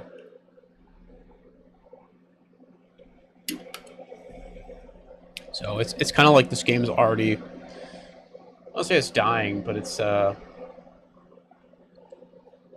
in a great spot. I mean, I've already gone over a lot of this stuff. I just think it needs to lean into the casual aspect. I think it needs to go full like wacky game modes, wacky weapons. You know, full TF2, and then if the competitive people want to like do their own little like competitive thing off in a corner, then have that option be there for them. Because I think you should support that too, but not like you know, have it be like their thing. And if you want to get into that, you want to do like the 3v3 or whatever they ended up deciding on 5v5. If you want to kind of get into the competitive scene, because that's the thing though, is like Cash Out can't be a competitive mode. It's just like by its very nature, it's just a bad mode for competition. Mainly because of the first 2 rounds. The last round is like the only actual competitive mode. It's not interesting. It's a very dull mode, but it is like a straight 3v3, and the better team at least is going to win. Whereas the first 2 rounds have a lot of RNG with third partying. I've definitely seen like good teams get knocked out because of like a silly third party or whatever. I mean, it happens all the time. And you have like the griefing shit that happens too, with like the top team kind of helping a lesser team get to the next round, so they have like an easier time with the griefing shit. It just isn't like inherently a very good competitive mode. I think as like a casual thing, it's okay, especially with like the World Tour stuff. Although World Tour at this point is basically just like, it's just like ranked but not ranked. It's just like the difference between like World Tour and ranked is like ever closing. The only difference is like the events, and I think you don't lose money when you die, and that's it. Because they it used to be like World Tour was a specific set of maps. It was like every week there would be like a new, like, oh, you're only playing on these 4 maps, and then people complained and they made it so you just play on all the maps now. Which I agree. I don't know why you didn't just play on all the maps, but I guess it gave it a sense of like, you know, this week it's going to be like Kyoto week or whatever, and Kyoto and Vegas, and then next week it's going to be like Skyway and Fortune Stadium. I think I kind of get what they were going for, and I understand why. I didn't like it either. I'm glad that they changed it, but it's just now it's just like the 2 modes are so similar. I would much prefer if they just again just axe rank and then just lean into the casual shit. Bump up Power Shift and TDM to 10v10. Maybe add like get rid of ranked, have World Tour, and then have World Tour be like have like extra teams be in World War II.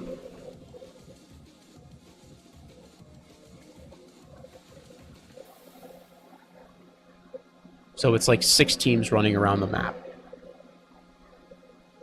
So it's like 2 games of quick cash are happening. I think that'd be a lot of fun. Again, more players just always is more, like, for casual play, just more fun. Less players is better for like competitive play, but again, I don't think this mode is inherently very good competitively. It's just a very poor mode. And there is like obviously the competitive people would probably disagree with that, but they're a very small minority because their game is not very large. My understanding is like the tournaments and the events for this game do not get that many views either. It's like, I wonder why. Probably because this, you know, people just don't care. You need to make a fun casual game and then build. There's like very few games that can be fun, like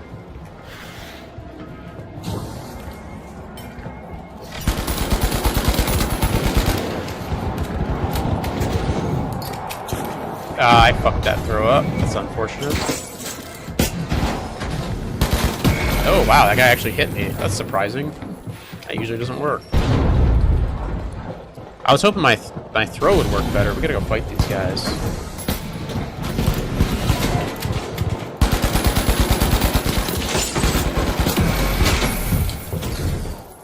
Didn't think you would one-shot me there.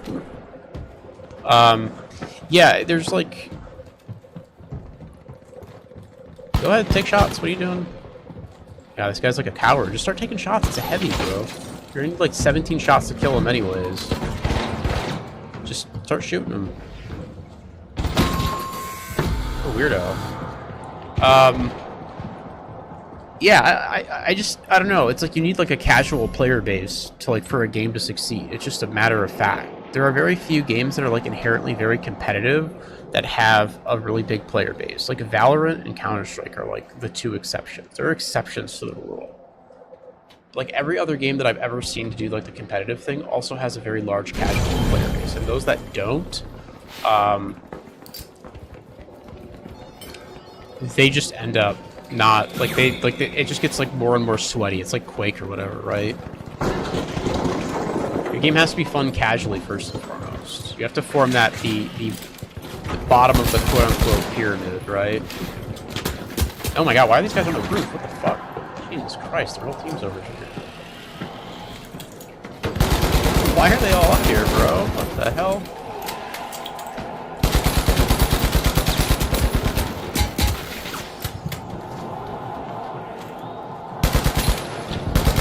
I did not expect there to be like 4 people on this. I don't even know which one is actually shooting. I know 2 of them have shields. Okay, they fucked off. They're over here now. Got you. That was very fun.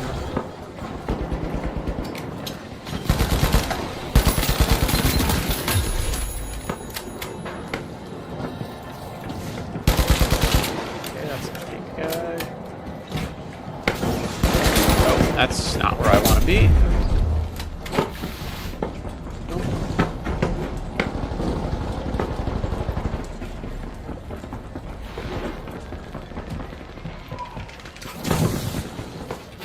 Nope, you literally cannot catch me.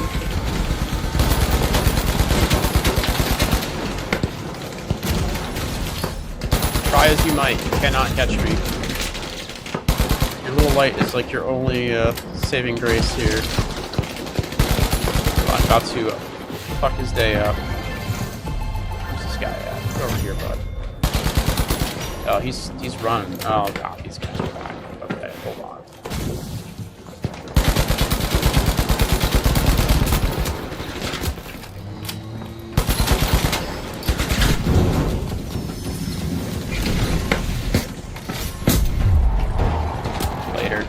Oh, there's light. It's just the fucking light, dude. Oh my god, I can't, like, is this a stack? It feels like a stack. I can't fucking deal with the goddamn light shooting me. Like, I can kill the light. It's just like, I just can't stop and actually fire at him. Your teammates doing. Do they have any kills? No kill. One. Oh, they each have a kill. Okay, not bad. Less than 1,000 damage from one of them, though. This dude's all by himself. Oh, he's got the pink team chasing him now. Good luck, buddy.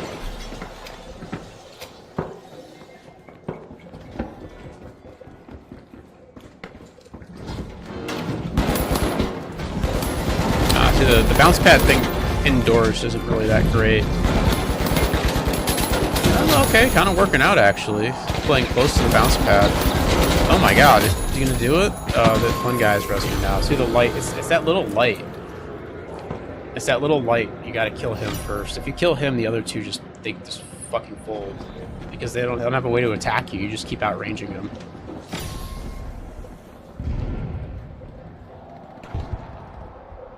Whatever. We go third party at C. Yeah, it's like the light just gets like free kills because like the melee guys just chase you around. You can't actually shoot them. So.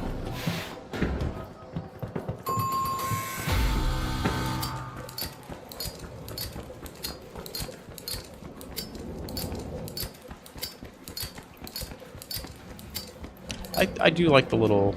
I think I mentioned it before, I designed the pyro grenade. I think it's well made.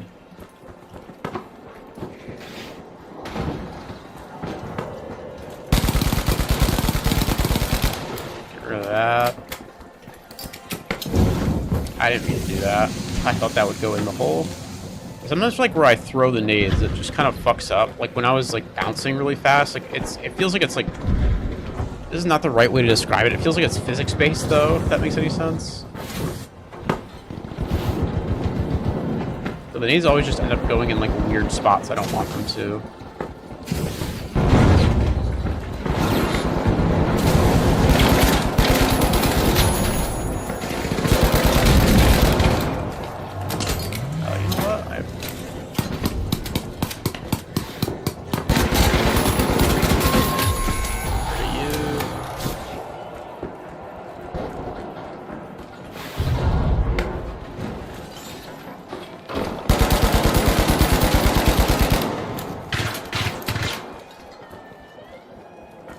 Where's that medium map?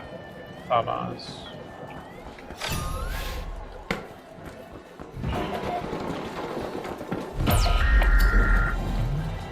I didn't really realize there's like another floor here I could get on.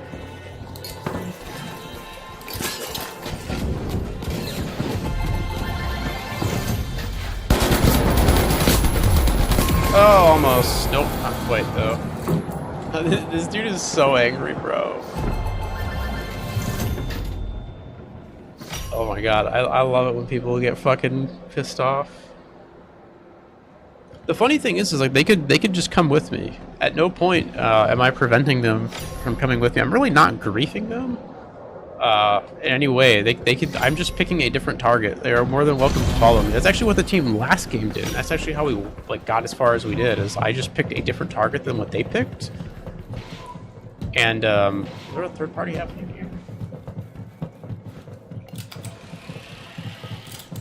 Oh, here we go. Perfect.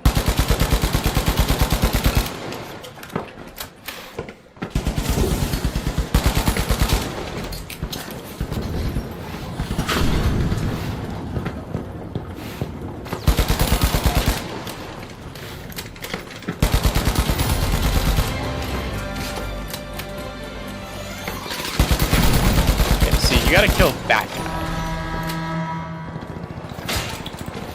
There we go. Somebody else did it. God bless.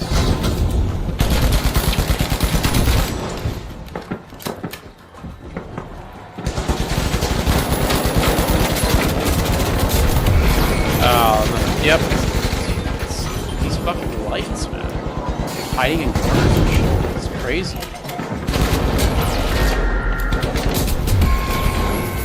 That guy's about to die. There's like a pink light in that room. This is like a weird lobby. I don't know. It's like some goofy shit. I don't have any like. It's just again like I wonder if they are a stack. It feels like they're a stack because it is like very coordinated. Like you just send in like the two guys with the shields and you have like a guy in the back just like shooting. It's a good strategy. You know, it's definitely not a bad strategy by any means. Have like the two guys with the shields in the front, and then you have like a fucking archer in the back, you know?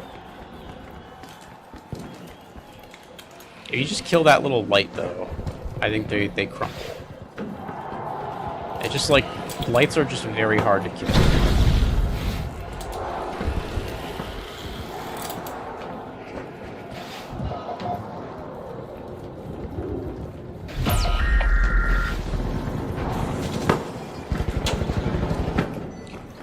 Guys are getting into a fight.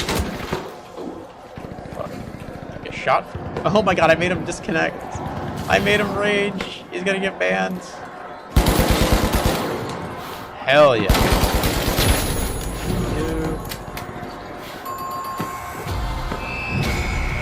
Oh, that feels so good. He literally, dude, there was like 10 seconds left. Base of money, there was 10 seconds left, bud. There was 10 seconds left. And now you're gonna get hit with the hour ban. Oh my god, that dude must have been so fucking angry. God bless.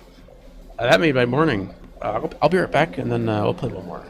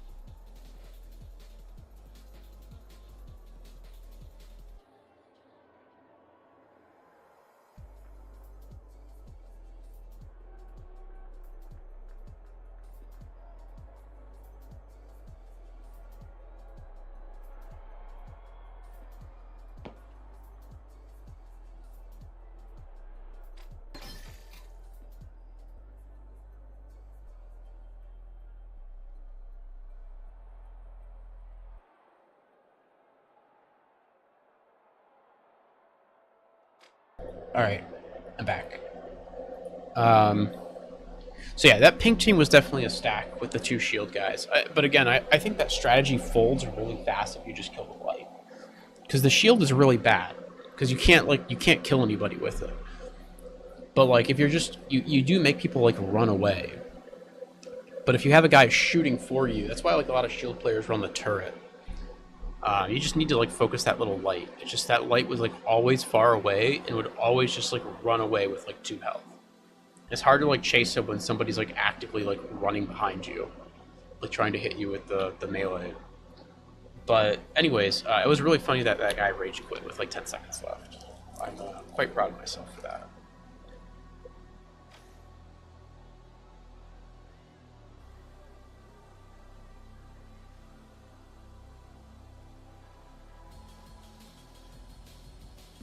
He got hit with like I'm pretty sure it's like an hour-long ban if you quit a ranked game.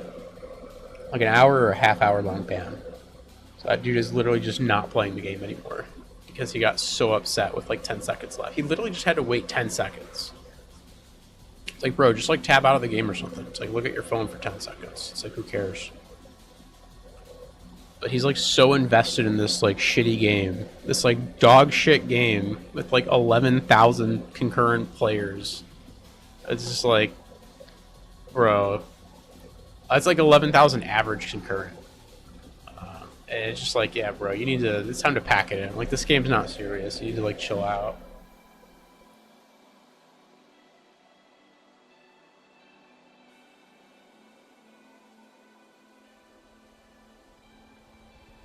It acts like we're playing, like, Counter-Strike or, like the Counter-Strike Face-It or something. And, like, through a Face-It pug or, you know, something serious. Like, an actual serious competitive game. But he's like getting upset. It's like, bro, there's like a team. There's like one of the other teams that literally has like 2 fucking shields, and they have a phalanx going on in the other team. It's like, bro, this game is so like goofy. It needs to embrace that. It needs to stop with the fucking pseudo competitive shit. It's just so old, it's tiring.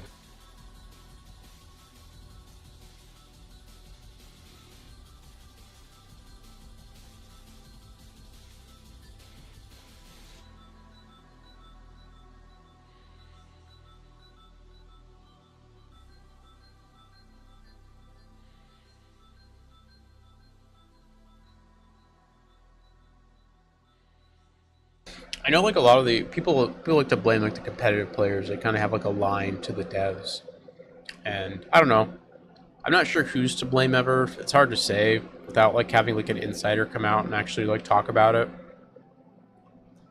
But I definitely think like they're just taking the game in such a like it's just such a bad direction for this kind of game.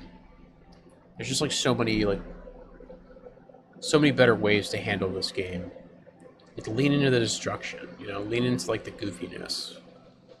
You know, create a bunch of like cool different play styles. When you like make the game just like F-Car simulator. I mean, I don't mind it because I don't mind those kinds of games, at least to an extent. You know, I used to play like BattleBit. I would just like run around and aim at things in BattleBit or like Battlefield, right? Where it's like there's really no like I'm just running around just like lasering people with like the M4 or whatever. But a lot of people just like they don't like that. They don't want to play like fucking aim simulator. You know, they don't want to play like Kovacs to the game or whatever. They want to play like an actual fun game with like interesting objectives and like varied play styles and stuff like that. That's why like Overwatch got so popular. You know, that's why like TF2 is still so popular, right? It's like really good objectives, really good maps, really good characters that all kind of have unique play styles. You know, if you're playing Soldier and you're feeling bored of Soldiers, you know, switch over to Demo or Heavy, or like something even wackier like Spy.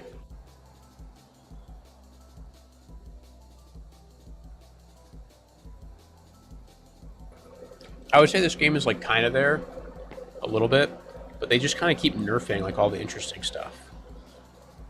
They can't seem to find a way to balance it in like a way that works. Like there are some weapons that like still work, but like they just work at like a really high level.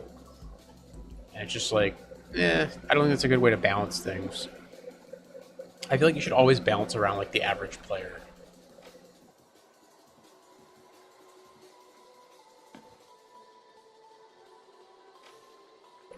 You know, if something is too powerful and competitive, then you look at a way that you either do one of two things.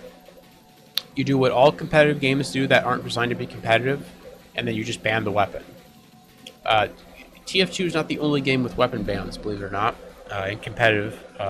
Call of Duty bans tons of shit in competitive. Tons of guns in Call of Duty are banned and you can't use in competitive COD.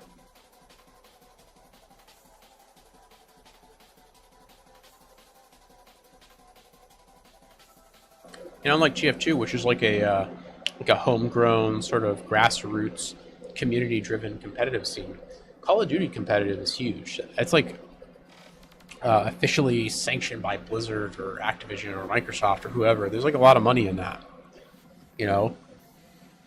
I mean, I guess it is like it's completely official because Activision, or I guess now Microsoft, owns MLG, and MLG I think runs a lot of the events, or used to. I don't know what the state of like the CDL is. I think Activision does it in house now. But the point is that like those bans are like sanctioned by the devs, right? They're the ones who, I mean, they probably get a bunch of pro players together and there's maybe like votes or something that takes place, but you know, they have bans in place. And I think that's what you do is you make a game for casuals, and then the competitive scene can kind of just alter things a bit, right? You know, it's like, okay, so the such and such gun is a little too powerful, so you just ban it in competitive. Or you have like a pick ban system in competitive.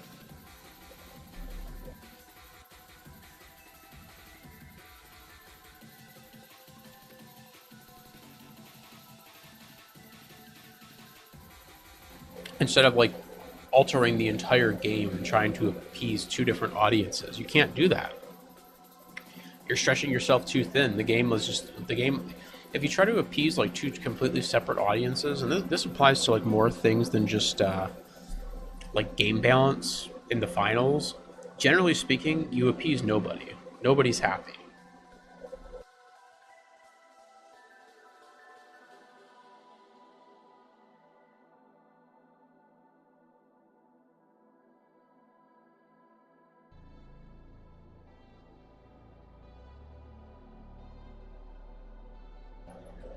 When you try to like, when you try to make two completely different groups of people with two completely different goals satisfied, you just nobody's satisfied. Everybody's just upset. Everybody's like, man, this isn't what I want. It is much better to just separate those two things. Build the game around casuals and then have a separate competitive mode. By having a separate competitive mode, it also means you can get rid of cash out, which is a fucking awful game mode. Get rid of like the standard cash out is what I mean. It's like the whole tournament thing. You can either move to like a 5v5 or a 3v, like a straight 3v3 sort of situation, instead of having it be like all that guy's dead.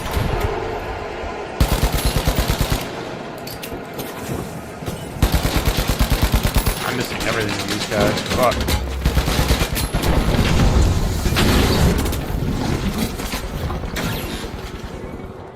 It's a high ground. I like the guy who just immediately died for like nothing. A good player. So, is there fucking goo up here?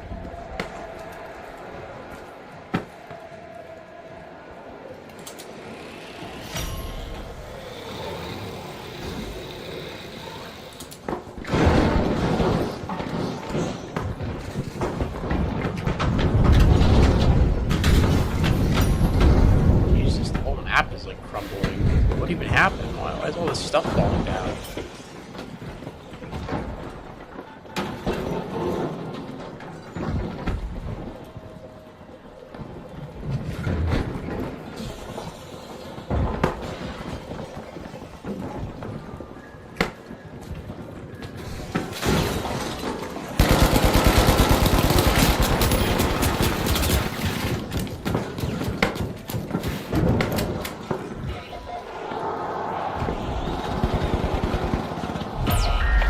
Oh my god, both these guys fucking died?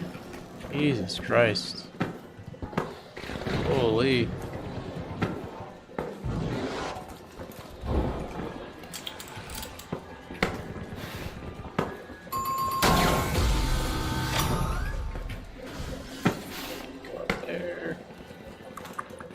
are these guys? It's just one light, two mediums. They're just like hiding in a corner. Is it like a 3-stack or something? What the fuck is going on? There's a guy in there. Missed that.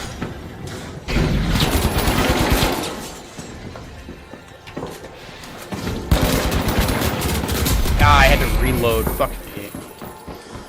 Ah, I had to reload. These guys are like so skittish. Hey, this has to be a 3-stack. These guys are like hiding in corners and shit. It's like, bro, what are you doing? Just like take the fight. Like, dude, you're getting shot in the back. Why are you ignoring that? What do you think you're gonna get some like res off and I'm gonna save you? Like what? I just don't understand it. People do that constantly in this fucking game. It's so annoying.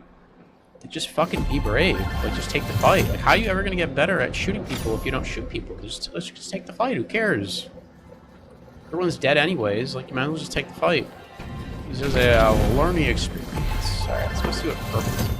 Pink. I guess we're just over there with purple. Pink is... What is this one? Look at that.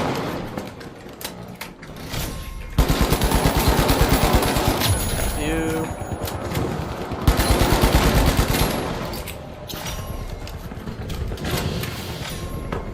Kind of wasted that. I shouldn't have used that there.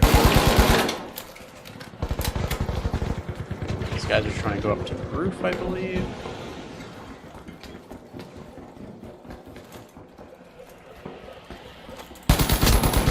Oh my god, I didn't think the entire orange team would be there. Okay. I think the whole ass orange team would be there. Oh, these guys have like 2 teams converging on them.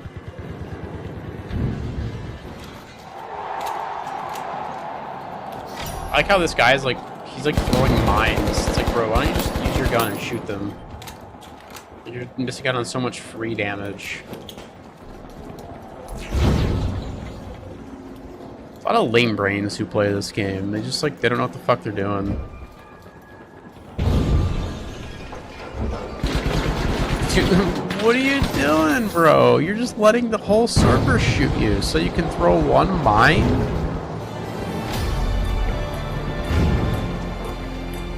Bro has like the reaction time of like an old man, like a senile old man.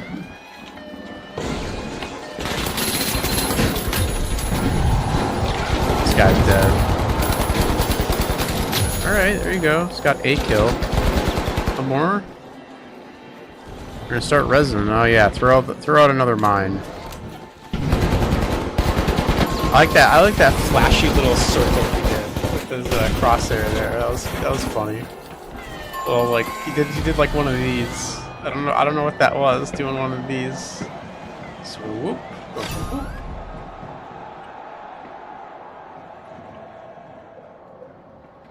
Oh, he's a console player.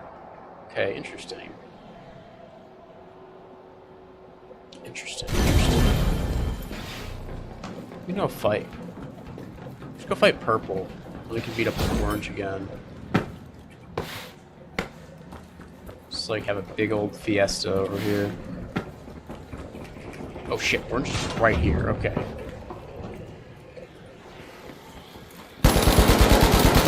Never mind. Orange is headed over this way. Okay, so fiesta is at this building. Gotcha. Copy that.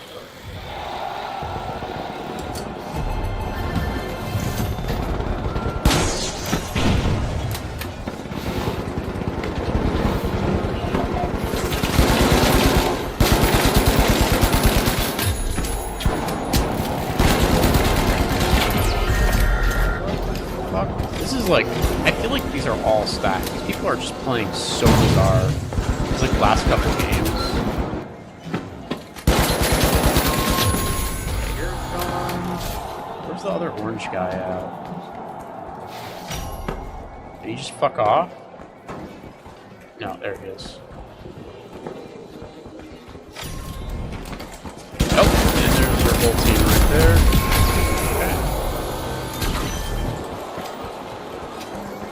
I know orange is a stack.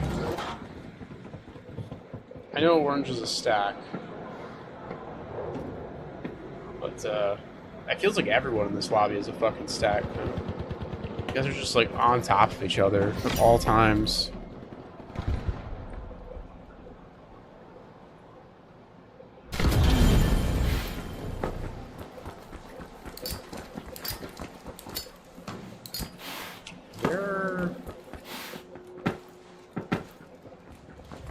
I feel like a Native American. I'm like listening to the wind. See like which way I have to go. Oh, here we go. This way. I hear gunshots in the distance. Listening to the land, I guess, would be more appropriate.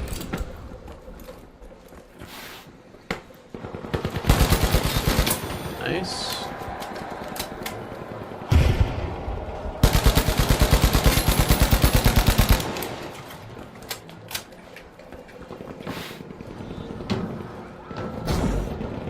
I'm gonna meet these guys.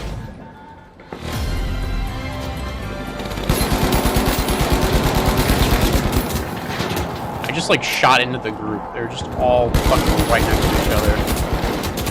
Okay, they just keep like trading places. I don't think they're doing it intentionally either. It just happens to work out that way.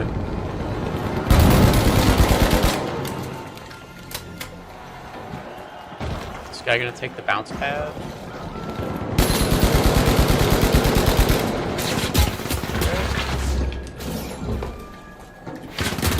Nope, and then he jumps down. You lucky fucking cunt.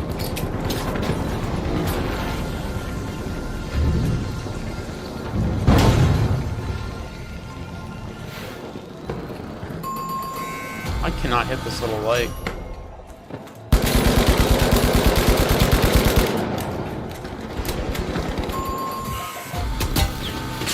Fucking cunt. Where are you? Oh, it's a kid. What's this guy doing up here? He's like, I'm invisible and I have thermals on. Okay, well, I'm just not gonna go in the smoke then. I don't know. What is this guy doing over here? What the fuck?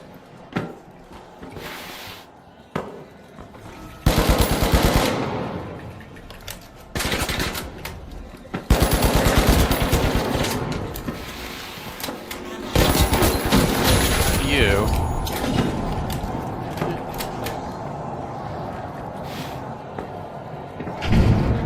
Gonna take the bounce pad up.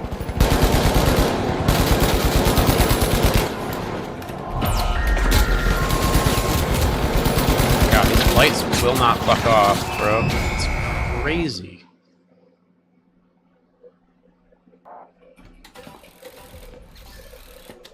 That was just kind of annoying of a game. Just too many like 3 stacks. It's just like every time I like ran into somebody, it's like his teammate was like right next to him. Could never have like a fun engagement with that game. Just always taking like 1v2s, 1v3s. These games are always like really lame.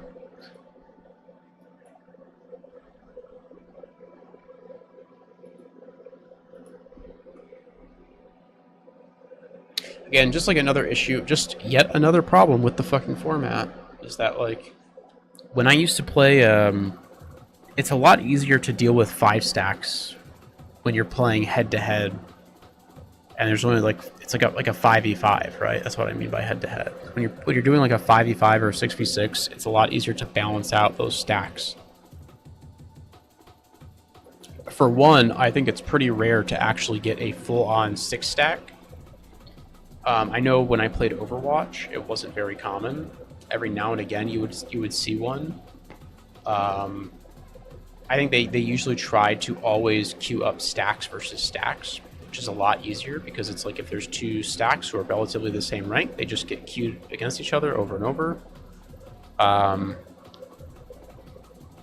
the off chance they do get queued up versus randoms, they would always try to pair the stack with a higher, the randoms would always have the higher elo by a good margin. So like if the stack was like Masters players, again, just using Overwatch as an example, if the stack was Masters players, the randos would be like Grandmaster players. That was like a pretty common thing. Well, when I say common thing, I mean like anytime you did run into a stack, that was usually the case. Is your team had higher elo. And the thing is that you were not expected to win that. Regardless, it's like it kind of took into account that you're playing a stack and you are at a disadvantage compared to them. Which probably wasn't very good. I know, like, I did hear some, like, casual players who complained about that because they just wanted to play with, like, 5 of their friends, and it would just, like, kind of put them in really sweaty situations against other stacks. But it made the solo queue experience at least a little bit better. So, I was okay with that. But yeah, like in this game, I think stacks are like, so first of all, I think stacks are way easier to create when it's like just 3 people. You know, you just have to find like 2 other friends who are willing to play ranked with you, which is way easier than being like, okay, we got to get everybody together. We got to get like, you know, I got to find 5 other people who want to like log on all at the same time. You know, that's pretty difficult. I mean, it takes effort. But just finding 2 other people, I don't think is particularly hard. And there doesn't seem to be any like, this game doesn't distinguish like between like solo queue teams and then like stack teams. There's no like it should set. There should be like some kind of multiplier where it's like your MMR is now like higher than it normally would be because you are in a stack and presumably you are using communication to your advantage and teamwork.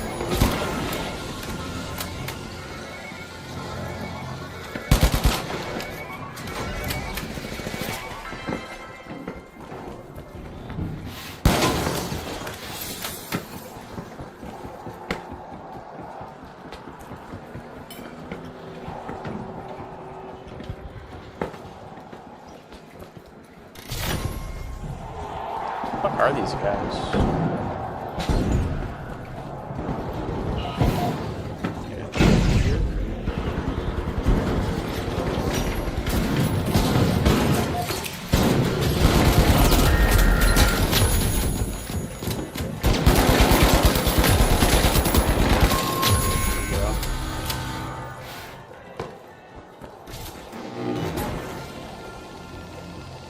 Guys have done no damage and have no kills.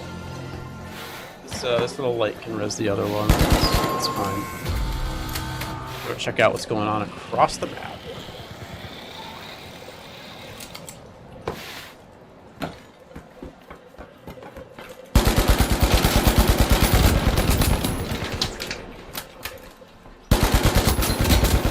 Oh my god, oh no. Okay.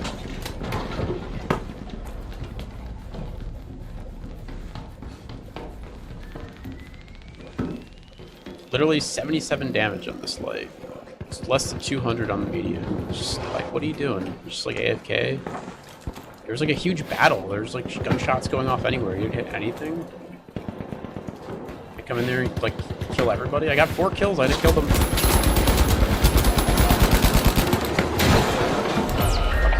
Heavies, Jesus Christ. And they just immediately die to the pink team as soon as I'm not there. That's great. Love it. Love it. What great players. Dude, the fucking focus fire. Oh my god, the fucking focus fire. Where's the orange team? What are they doing?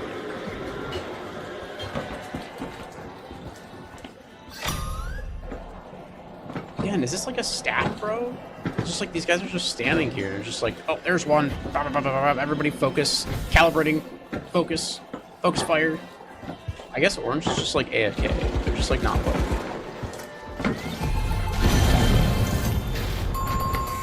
Okay, now they're pushing.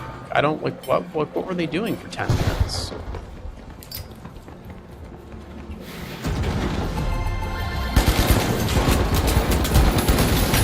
Where are you? Drop back down. We're gonna go back up on this bounce pad here. Should heal up in time. I don't understand what the fuck orange was doing there. I was like expecting an orange push at some point, and I was just kind of getting on that.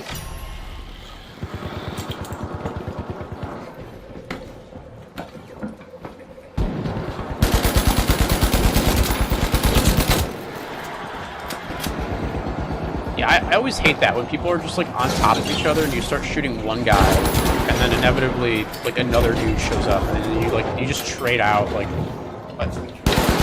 you just like trade out players. It's so annoying because it's just like you do so much damage and then you have to fucking reload. To heal up. Who are these guys even fighting? I literally just see the one team. I do not see another team here. And it feels like every time I aggress these guys, they just all turn and like fucking shoot the shit out of me. Which I literally don't understand. It's like they're fighting like an invisible enemy that I can't see.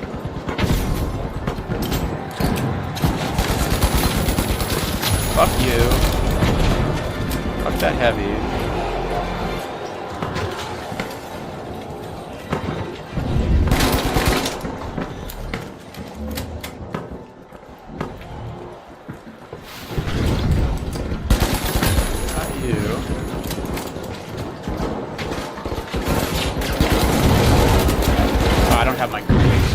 Fuck you. I screwed up. I screwed up. Yep. Fuck you.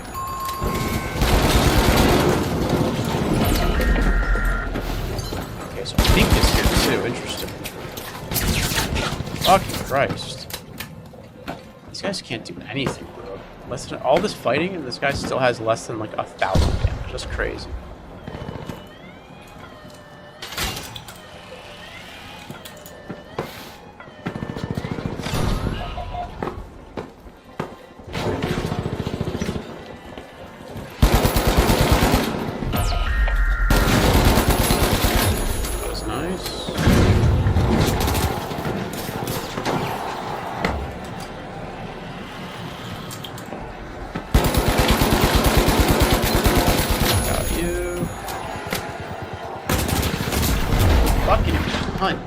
Hiding on the roof. Oh, you're such dog shit, bro. Holy fuck, you're terrible. Only I didn't have to fight your entire fucking team. Your entire fucking team. I have to take a 1v3 every fucking time and fight your entire fucking team. Crazy. These guys have 1 kill to their name apiece. This guy hasn't broken 1,000 damage. It's crazy. Try resing, bro. You do nothing. You are worthless. Why would I ever res somebody who can't do more than 1,000 damage? I don't understand. Like bro, we're like 6 minutes into this game now. I'm not even doing that great. I was dying. I wasn't killing any of those purple guys earlier. But like these guys can't do anything. It's like fuck that. See what I'm saying? Like, this game mode just makes people mad, too. That's, like, another thing. It's, like, it's a very toxic game mode. It just, anytime you're, like, with, like, a small group of players and they're not playing well, it's easy to start pointing fingers. When you're with, like, a larger group, it's, like, hard to,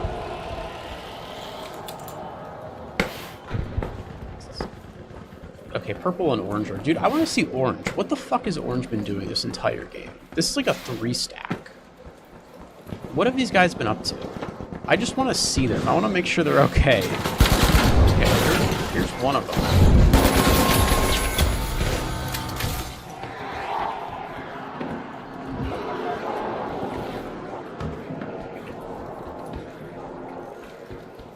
I don't know where this little light went.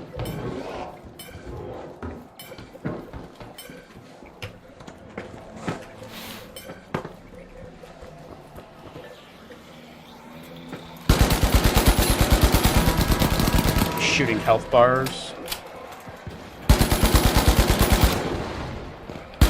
Oh, it's about to be fucking a party over here. Hell yeah. There's a guy on this roof here. Be a bad idea.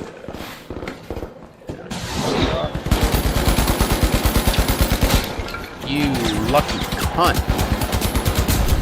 Fucking God, every time this game, dude, I shoot one guy, he barely gets away. Barely gets away. And then 17 of his teammates show up to, like, stand in front of him and start to, like, they take his place.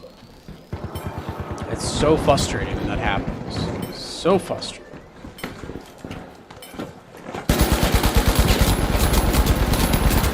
Oh, I just flipped too many God, you have 1 health left. You're such a lucky cunt. You're such a lucky cunt. Oh my god, you're a lucky cunt. This guy is... Oh my god, this guy's bad. This guy is terrible. Holy shit.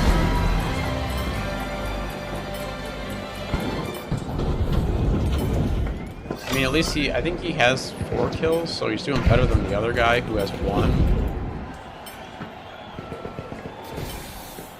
I feel like I'm doing okay. These fucking teams, though, it just, like, keeps swapping out. It's just, like, you know, I'll shoot one, and the other dude just, like, fucking disappears, and it's just, it's very, very frustrating.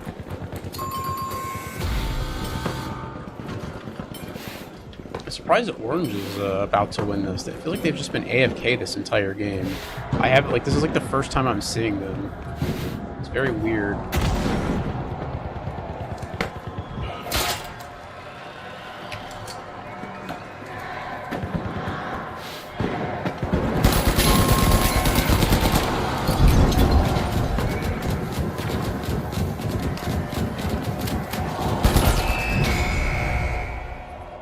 Not a bad game, though. I did okay. It just... I feel like there's a lot of stacks. Again, it's just like the way people play, you can kind of tell. Like, it sounds like I'm just calling everybody a stack, but it's like the way people play. Like, they make certain moves that it's just like... I don't think randoms would ever do that. Like, the randoms who I play with never do that kind of shit. Like, hard focus firing, just actually, like, turning around and kind of helping, like, again, it's that shit where it's like one dude runs away and then, like, his teammates kind of step in. Like, when I hear people playing, like, or when I see people playing like that, I very much imagine a situation where it's like, he's over there, he's on me, help me, I'm low on 1, you know what I mean? Like, you can already kind of imagine that. Also, this dude is just terrible. This guy got 1 kill. He did 1,000 damage. My brother, please. He's on console too. It's just like, I don't know, use the FAMAS. Just aim assist people. Dude, what the fuck are you doing? Anyways, it's very easy to get angry at people when it's like 3 other people or 2 other people on your team, right? It's very easy to just start pointing fingers because you can just see like, oh, that guy is just playing like shit, you know?